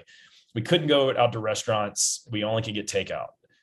And if we did, we had to sit outside, and it was really chilly here in Virginia in February. Yeah. If we wanted to hang out with friends, I don't think I went into a friend's house for a very long time. So what do? You have to hang out on the porch or the backyard. Very cold. In comes fire pits. We realize that the best way to connect outside is around a fire, especially when it's cold and even when it's not cold. And fire pit sales went through the roof. Solo Stove has this article where their sales were up 300% this year versus last year, this winter versus last winter. And it made me realize actually how important human connection was. But it's really hard. It's hard to find these real, true connections, to connect over food and with your spouse, to connect with your kids, to connect with your friends, your family, or yourself. Just sitting in front of a fire, in the morning, with a coffee or a book, just the best way to kind of center yourself and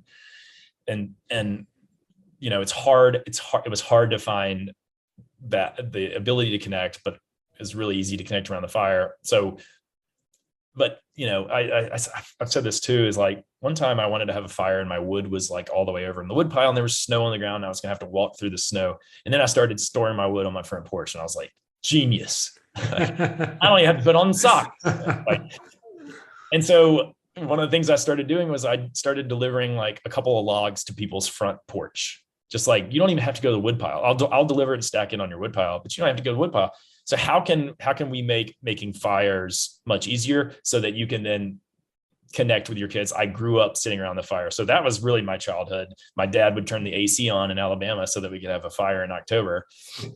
We didn't watch movies, but we hung out by the fire and then grilling and everything. And so, I've been to a lot of concerts back when you could go to concerts where they're using microphones, those old timey microphones. Who was that? The Nora Jones was one. And then the Avett Brothers was one, the Wood Brothers, all these different Americana bands are unplugging their amps and huddling around these these original sort of microphones, or they're just turning it off completely. I saw Iron and Wine and Calico at the Ryman while I was traveling from work at my old job. And the opener was Bella Fleck and Abigail Washburn, who are just bluegrass banjo, just bandits. And she comes out in this after a set break, the lights are off, just her barefoot with this sort of coal miner's daughter dress and this spotlight on her. Actually, maybe not even a spotlight, maybe a candle. And the Ryman is one of the most famous music venues in America. It's an old church in Nashville. And she comes out to the edge of the stage and just sings a solo with no microphone, no lights, about being a coal miner's daughter. And I got kind of chills. I think the whole point of that is to say that I think that there's this resurgence of people sort of being connected all day long, but now looking for ways to disconnect.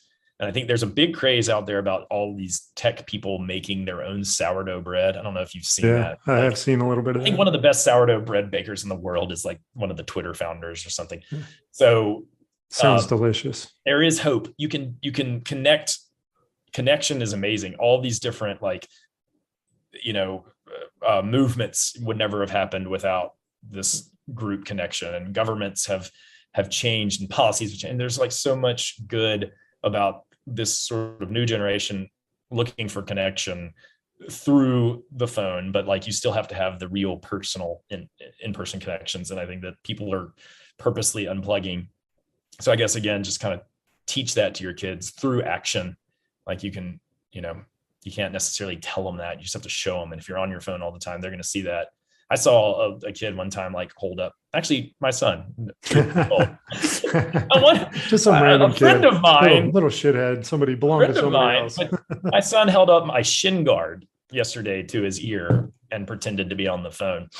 Yeah. You see kids with books, like try to swipe it like an iPad. Yeah. Like they turn the page, son, turn the page. Yeah. Yeah. Model the behavior that you hope that they continue. Yeah. And that connection to validate that thought is why I'm excited to be doing this podcast again, to get to, this is legit connection to, even though we're, 2 hours away from each other, to get to spend time with you like this is really cool. And I'm so glad. Again, thank you for, spending time with me. It's awesome to connect here. Yeah, absolutely. Thank you. Yeah, so tell me about your drive to the hospital for Margot. Okay. So my wife is pregnant with our second kid, of course. So December due date. And we used the midwives out of VCU. That's VCU Hospital here in Richmond. And the labor and delivery department there is beautiful. And they have this great midwife, what's the term? Whatever. They have a great team of midwives, which a midwife, again, going back to marriage coaching, it's one of those similar like dirty words, but it's effectively, it's like if you're a healthy mom, if you as long as you don't have complications on the way, and if you treat your body right, and you are just a sort of normal thing, that like pregnancy and childbirth is like what we're meant to do, what women are like, their bodies are meant to do that. So just like let it happen. Of course, it's all done in the hospital. There's always doctors around, but it's a little more relaxed. And so due date was December 9th, and I'm sorry, it was December 2nd. And we go over, and we're over a day or two or three. And Katie goes into labor on December 8th at about 7 p.m. or so. And so, I've read the birth partner, which is, if you're, one thing real quick is that if I don't understand something, I can be really scared to do it. Or if I don't feel prepared, like public speaking, great example. If I'm not prepared for a public speech, I might be more stressed out than I would if I was really prepared, or like a test or anything. So sure. I figured we're going to have this baby, our first, we might as well read a book about it and figure out like, what should I expect? So I read the birth partner, and have all the techniques of like helping Katie through labor. And then, we're calling the midwives, and all of a sudden it's like, all right, it's time to go in. So 3 a.m. on December 9th, 3 a.m. We go in the hospital, and it's happening. I mean, this is number 2, baby is on the way, and we get there, and Katie is just like barely dilated. And it just like kind of was so disappointing. I was like, she's been laboring for so long. And then all of a sudden it's like, wait, and our first son was like 24 hours of labor, and really difficult. So she was really concerned about like being in the hospital for 24 more hours. So we're like, can we leave? Like, yeah, sure. If for those out there, if you leave before 2-hour time mark, at least at VCU, you're not considered to have been processed. So you're not actually a patient, so you can leave at any time. And people do it all the time. You'll meet a lot of moms that have come in and left. Mm-hmm. So we leave, and we come home, and Katie labors at home in our bed, and Katie's parents are here, and they've got our son, because Katie's laboring, and there's no way he'd be able to sleep through that. I'm pretty sure actually Katie woke up a neighbor, because they told us about the next day. So the in-laws and June are across the street, and at 6:30 a.m., so we're talking 3.5 hours later, Katie is like, I think like we got to go.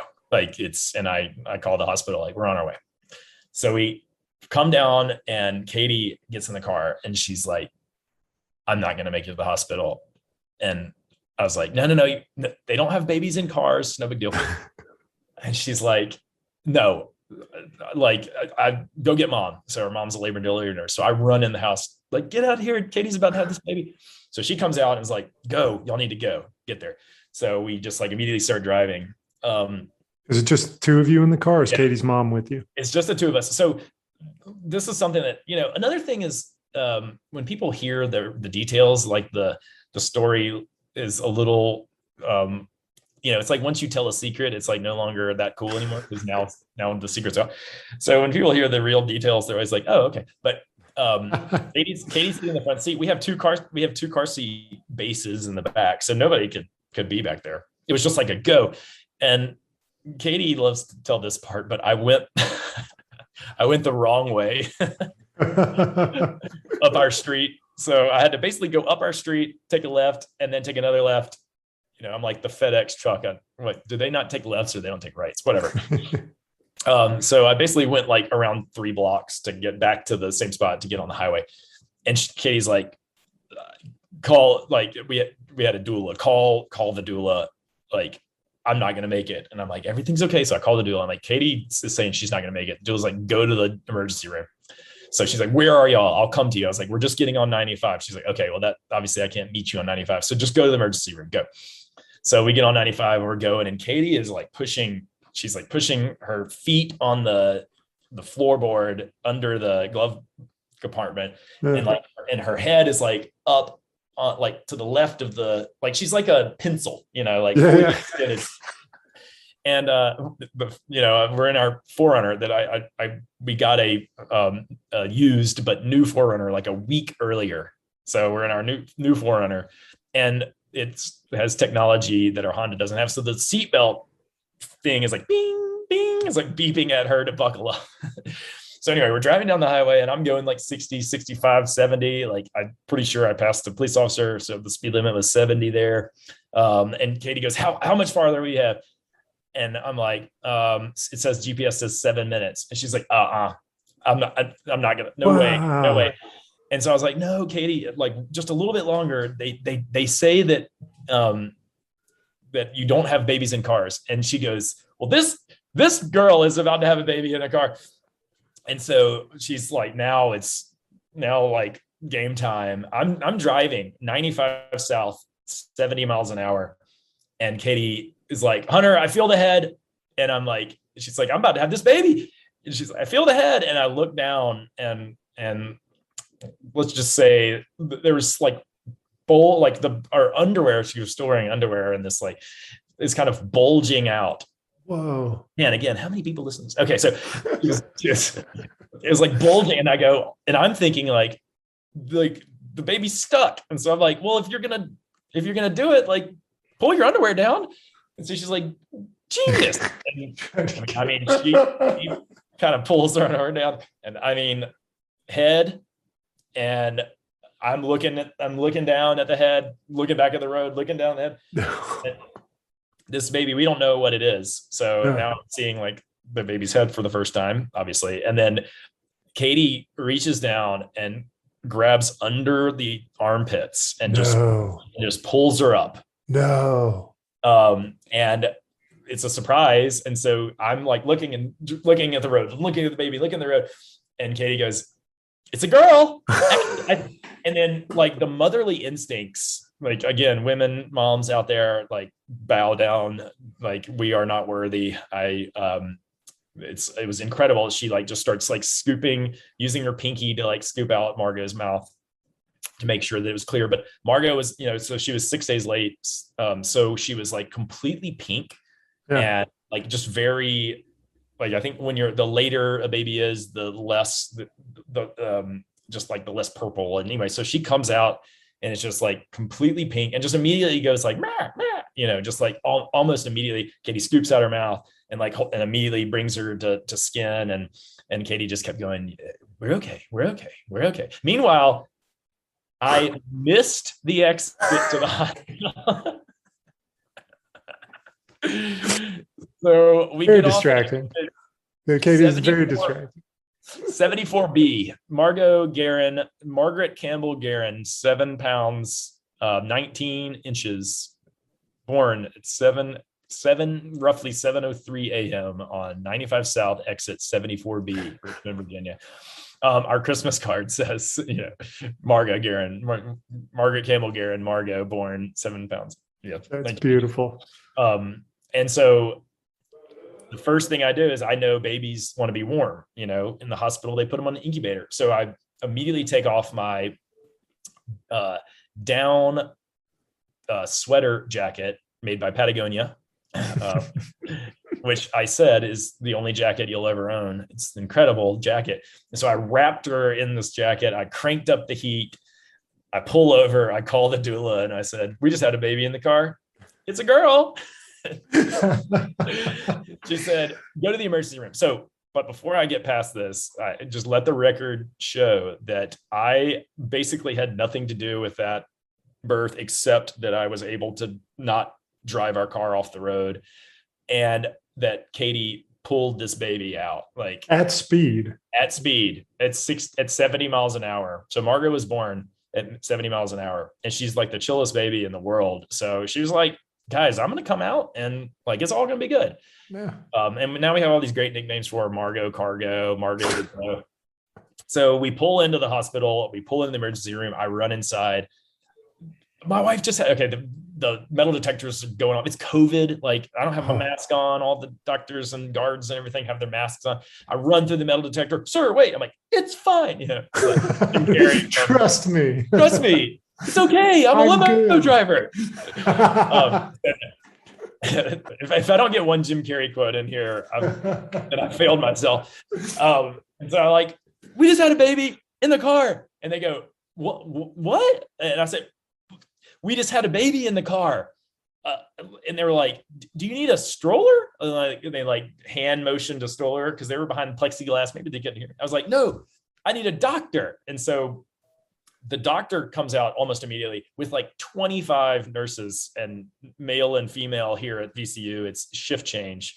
So there's like tons of them. And it's like so exciting. It's like ER, a baby being born. It's like beautiful. And ER cool. Really traumatic. So all these people come out, and it's great. There's like, "Congratulations, Dad." And they put Katie and Margot on a gurney and put a blanket. And so, she's getting out of the car, like holding this baby, cord still attached. Sorry, you'll have to do an explicit content warning. And they take her up and they say, go park, Hunter. And so I drive around the corner and call Katie's parents and call my parents. And like Katie's parents just said that I was just laughing. Like I was just like, because it was like, shock and like so exciting. I just had a baby girl, and she's like so healthy, and Katie's laughing. And it was like just a very natural, it's actually, I always say that the sound of birth is like, I've never heard it before, because June was born in a hospital with like other people saying like, "Push, push." And then like, as he comes out, like, "Oh, here he comes." And in the car birth, it's just like, you and mom and now a baby. And it was like crazy. It was like, we left the house. There was, of course, 3 people, with Margot in the belly, but like we left our house with 2 people in the car. A lot of dads say this, and I agree. It's like when the baby comes out, it's like all of a sudden there's another person in the room. It's just a strange experience. It's incredible, but it's like there were 2 people in this car and now there are 3. Like, what?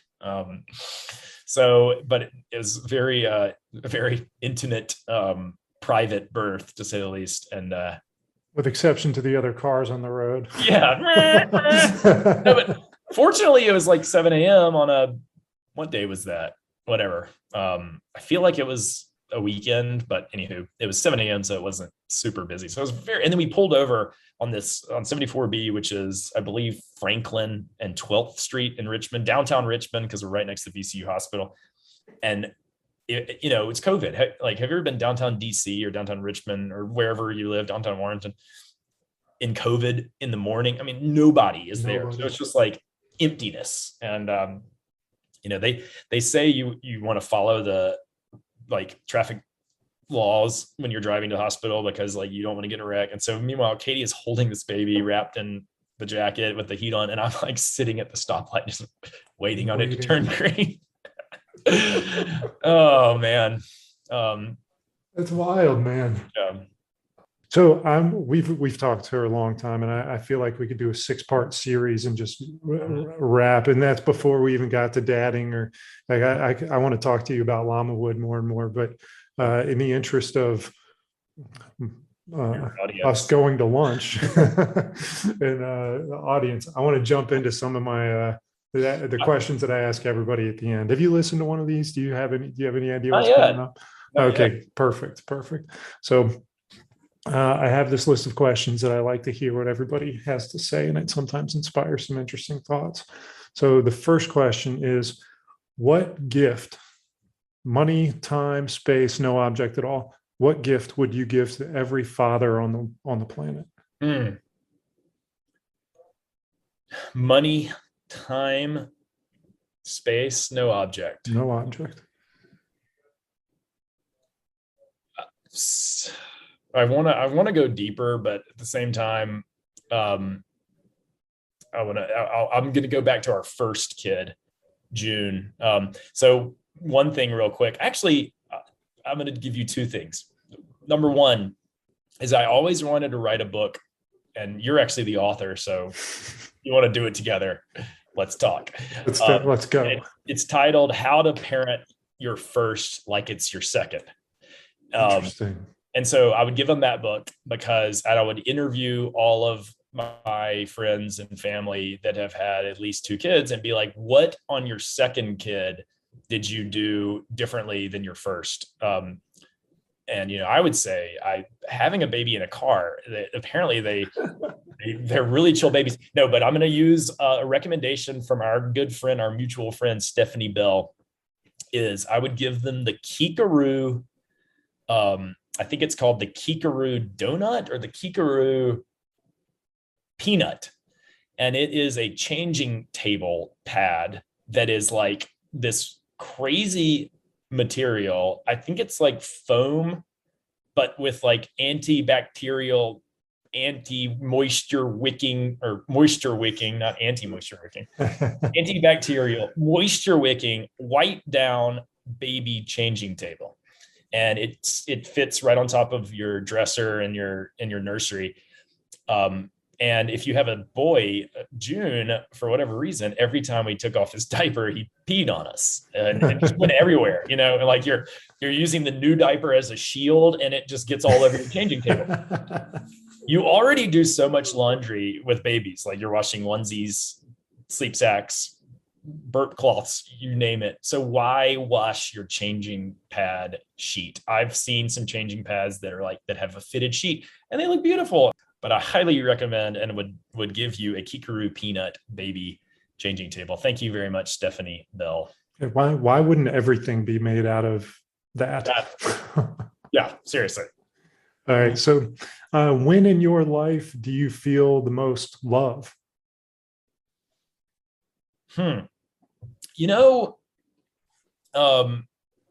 Sitting around the campfire, LLAMAWOOD.com. Thank you very much. Sitting around the campfire, LLAMAWOOD.com. Hey, like on that front, guys out there, I don't know how many of you have a pile of wood that I'm going to stack it. I'll stack it. Don't worry. I'll stack it. That never gets stacked. And let us bring you that wood and stack it for you. I will say, I was just texting about a drop and go, and it's like, oh, I thought y'all were going to stack it. I'm like, choose stacked, folks. It's just an option on the website. Very easy to use website. It's an option on the website. It's instant, and you get an instant price on it. It takes us a lot longer, and actually it's a lot easier to do drop and goes, but from a customer experience, have us stack it. No, but the most love I feel like I felt was at our wedding. Yeah. So when in life, when you're surrounded by friends and family, the most important people in your world, if you have any wedding anxiety, there's going to be 100 or 200 or 50 or 5 or whatever people watching me stand there, like give my vows. And then you look out and it's like all of the closest friends and family on the planet. And like to have that many people surround you. So the wedding was like the the street moment, but my good friend Hunter Knowles married my friend Kevin Smith, and we are all Clemson Tigers, and we all love Dabo Sweeney. And he gives this speech that says life is, like there's going to be really exciting moments like a wedding or a baby or a big vacation or a promotion or a new car. And those are great. But like life is really about the moments in between, because 99.9% of your life are the small moments every day with your wife and kids and your friends and family. And your life is, you remember the big things, but you are personally kind of defined as by the small things. And so that was a moment of like extreme love. But then along the way, I have an amazing wife. It was extremely supportive. I have amazing kids. I mean, when my son looked at me and said, "Dad, I'm having a great day." I mean, the guy was strapped into a car seat for like 8 hours, throwing up in a trash bag. And that's unconditional love right there. I mean, dogs, I think I hear dogs do it. We don't have one, but just those small moments, if you have, sometimes it's hard to quote the Nobel Prize in Literature winner, Ferris Bueller, is sometimes you have to slow down because life will pass you by. Sorry, again, I don't watch movies, so I don't know if that's the exact quote, but those small moments in life, there's a lot of love out there if you listen to it. There's that great New York Times thing about this like concert violin player. Like I'm talking one of the best violin players in the world, goes down to the New York subway and kind of dresses up like a homeless person or whatever, and plays like Mozart, and like nobody stops to listen. They just like walk right by. Maybe they throw $1 in. But it's like we're so busy sometimes to not actually see the beauty in the world. So slow down and let the love in, guys. Love it. I love it. I've had too much water this morning. Woo. Have you seen Jimmy Fallon do the busking on the subway? No. Yeah, it's a similar thing where they'll get like Maroon 5, and they'll all dress up like homeless people. They look like characters, so it's not as, people can see through the masks and everything, so it's not as fun. But the concept is a fun concept. Yeah, I need to watch that because Jimmy Fallon shares my experience. He shares my dad experience of, he had a baby in the lobby of his apartment building. And apparently there's a whole story about it, and like it made it on his show. So I need to watch more Jimmy Fallon because doesn't hold a candle to 70 miles an hour missing your exit. I'd love to think of like your Garmin or Siri or something going, turn missed, turn around. Yeah. Take a U-turn. I actually butt dialed my mother-in-law. Like, you cannot make this up. I butt dialed my mother-in-law, and like most of our car ride is recorded as a voicemail. Yeah. No way. Yeah. We're going to do everything we can to get our hands on that audio, people. So we'll upload this. Never before heard outside of this family. That's amazing. All right. This isn't on my list, but I'm curious to know your kids are young. June is 2? 3. So what's a piece of advice that you've gotten that you haven't been able to, put into play yet?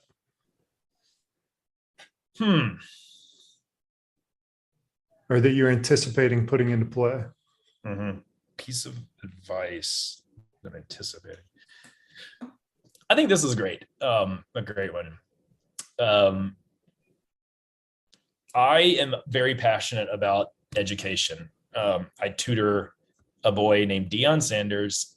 First of all, how about that name? Second of all, hey Deion, I've been tutoring him in DC since he was in kindergarten, and now he is going into 9th grade. Wow. It's incredible. And, number one, I learned a lot about parenting from working with him. This is a little bit out of your question, but maybe, oh man, I got to send this to you. If I read it, it's kind of long. I'd probably cry. Yeah. So I won't do that. But there's this thing in Dale Carnegie talks about and how to win friends and influence people. Great book recommendation for dads out there. Classic. Basically talk to people about what they're interested in, like you're doing. Talk to people about themselves, because everybody wants to talk about themselves, like you're doing. One day, let's reverse the script and Dude, let's do on it. my podcast. I did that with Stephen once, and it was fun. And that was 2.5 years ago. So it's a completely different person now. If you teach me the ways of podcasting, and I promise we will reverse the script here. But anyway, I learned a lot. And the thing in this book is called Father Forgets, I think. Father Forgets or Father Forgives. And it's hard to read because the dad is sitting on the bed while the son sleeps, and the dad just starts apologizing for like not doing this or not doing that. And of course we've all I think we've all felt that at some point of like, you think about when they're 1, like June's 3, Margot's about to be 10 months, and you look back and you go like, what would I have done differently? Like up to 1, and then it's up to 2. And, so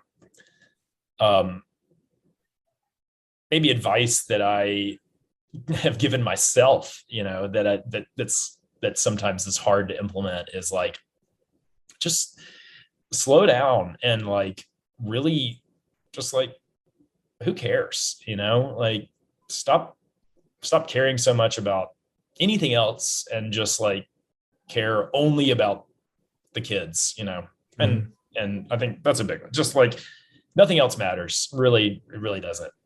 The health and the happiness and your family and your kids. And so just like know that a lot more than I probably,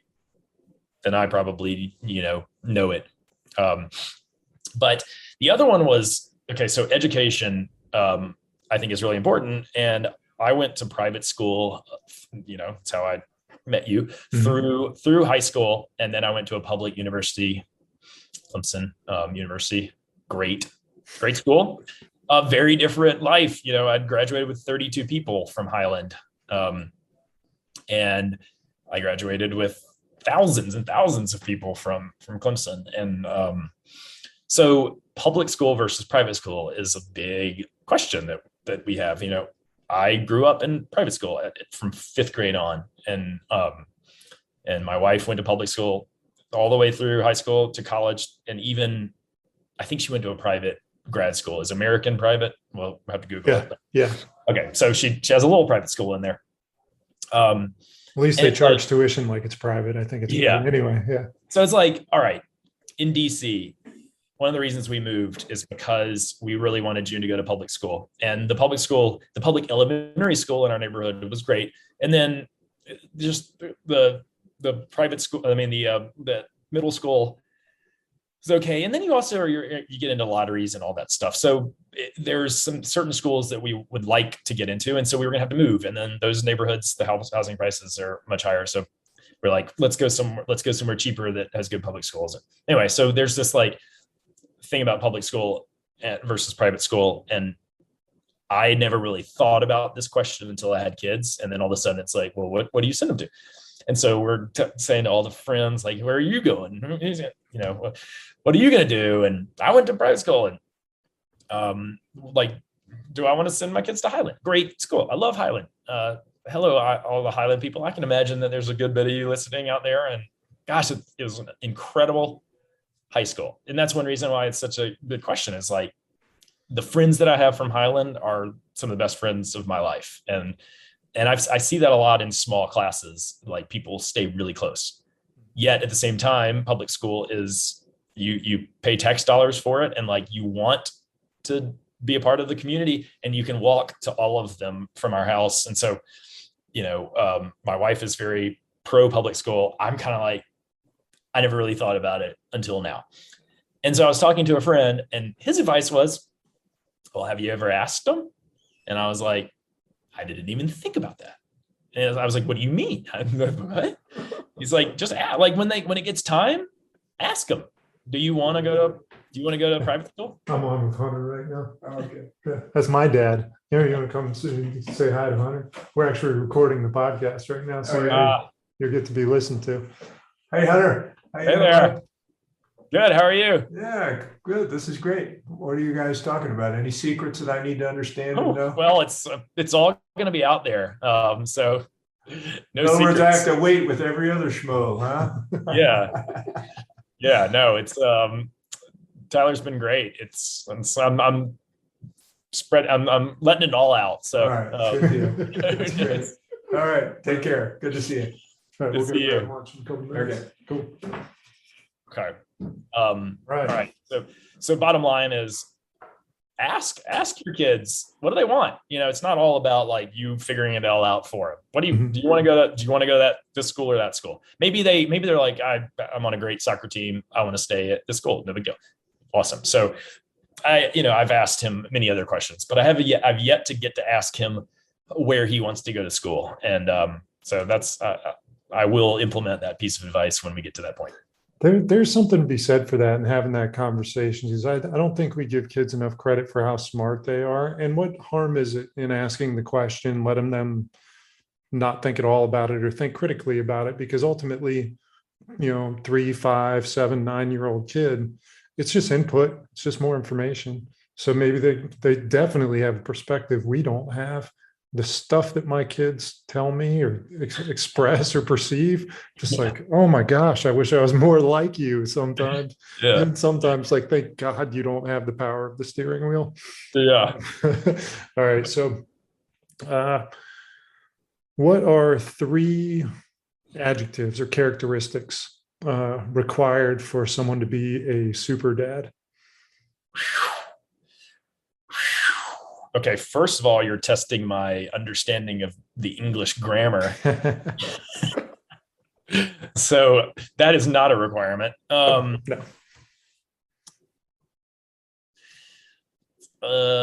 Being a super dad. I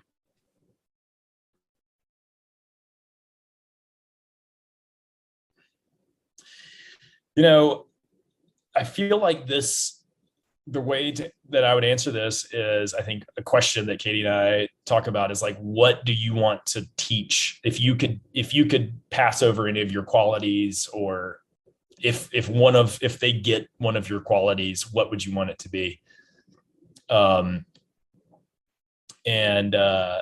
Again, like maybe bleep this out if you have to school me on what an adjective is, but is funny an adjective?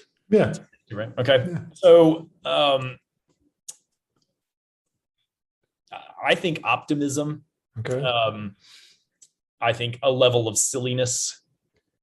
These are like my personal things. Not every super dad has to have these, but maybe my view of a super dad: optimistic, silly, and honest. I think sum it up. Yeah, that's beautiful. Okay.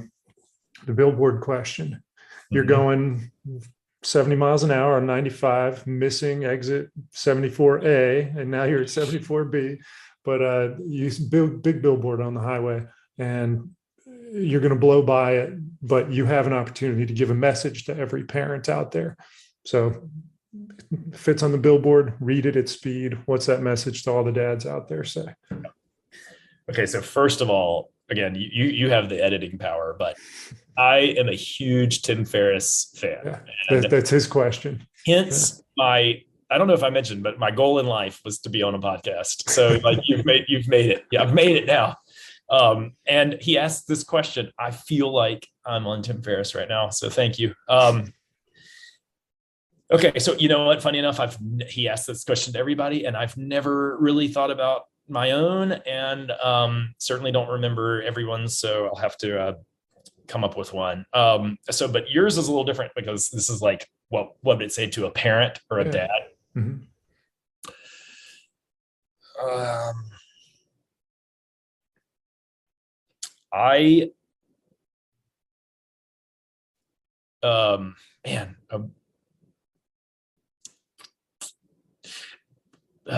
I'm I'm I'm an indecisive person, so can I give you two?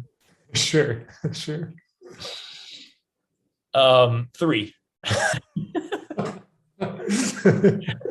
Okay, the first No, one. we're back to 1. We're negotiating. 1. Come Okay, on. in negotiation though, we should hit the middle, and I should keep 2. All right, we're back at 2. Okay, I'll stay at 2. All right, the first one is the golden rule: do unto others as you would have them do unto you. Because I think any message to give to a parent is a message to give to everybody. Tim Ferriss, our friend, recommends this book about training a dog, and it's called Don't Shoot the Dog, I think. And he reads it about interacting with people. Like, the way that you treat a dog is the way that the saying that the way you do anything is how you do everything. So do unto others as you would have them do unto you.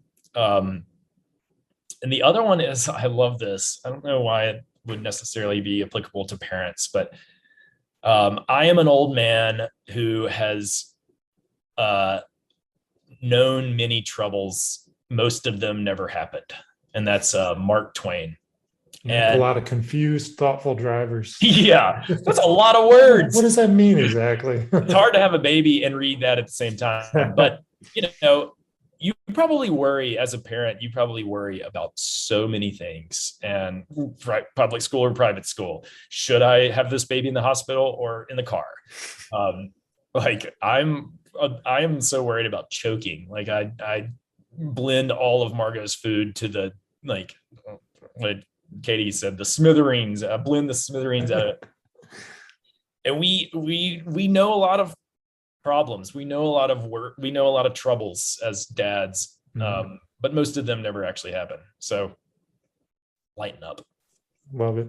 All right. Who's your favorite fictional dad? Fictional dad. I loved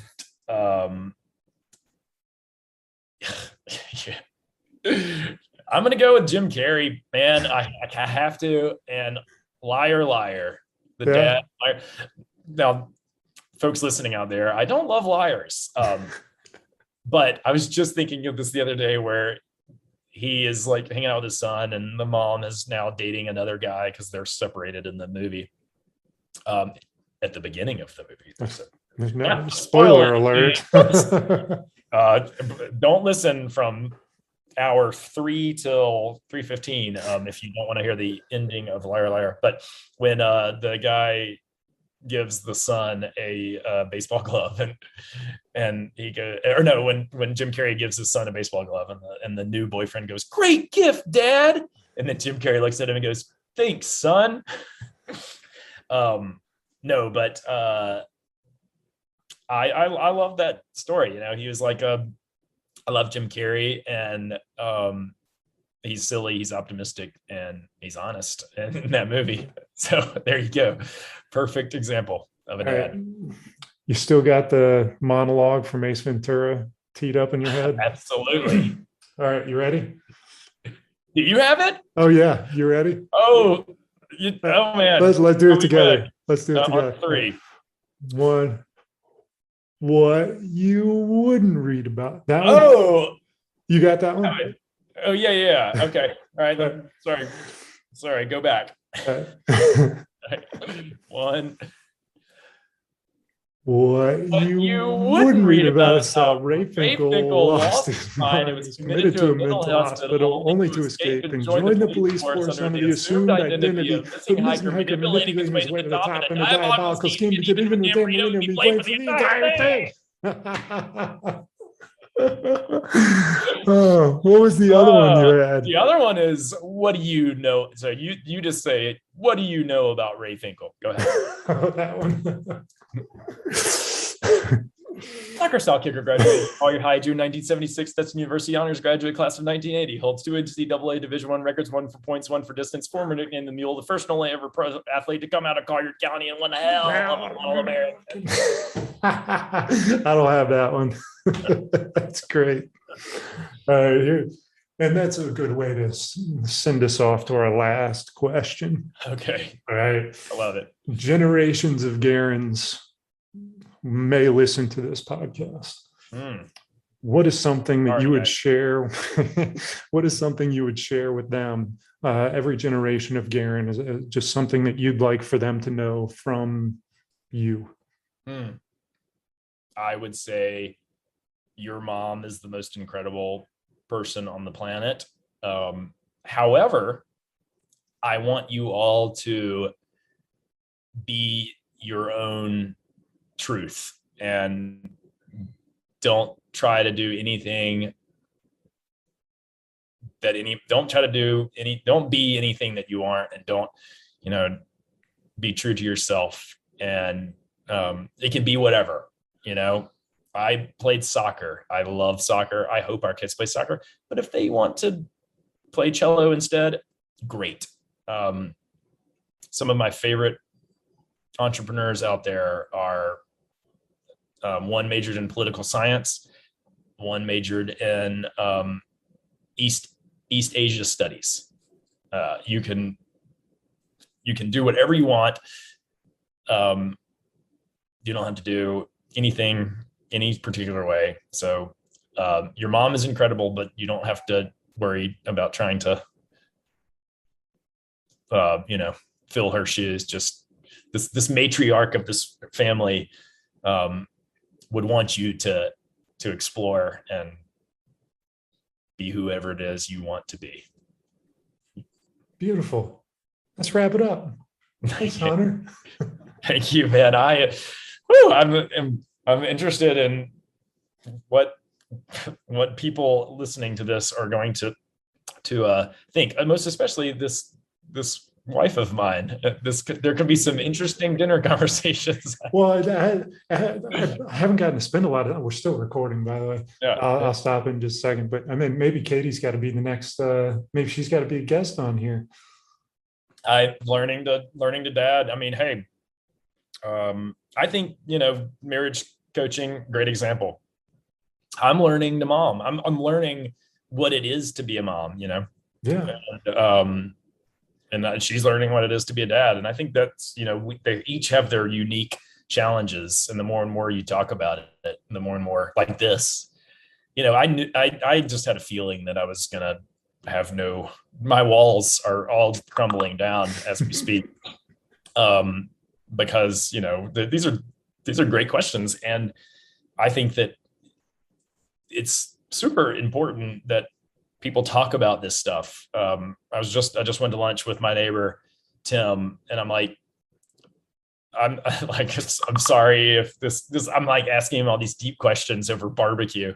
Like, what are your values? And like, how are you feeling about like being a dad? And are you just going deep? And I'm like, sorry, man. He's like, no, it's like, this is great. Like, guy time, dads out there, like schedule time with other dads and just guy friends. Be a dad 99.9% of the time. Be there for your family 99%. Even when you're with friends, you're there. But block off a designated chunk of time. My father-in-law is great about this 4-hour like round of golf every Saturday.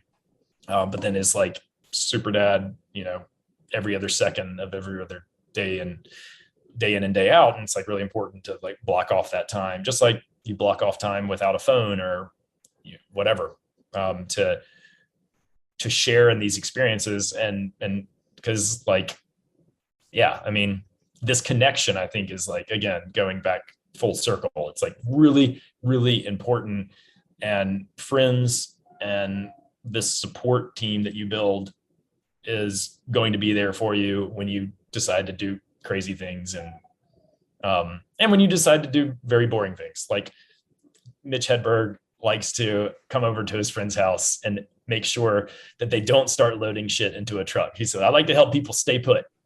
Basically, that means I come over and I make sure that my friends don't start loading shit into a truck. I'm like, you need friends like that. You need friends to come over and just hang out and make sure you don't start loading shit in a truck. Like sometimes you're great right where you are. And a lot of times friends can help you realize that.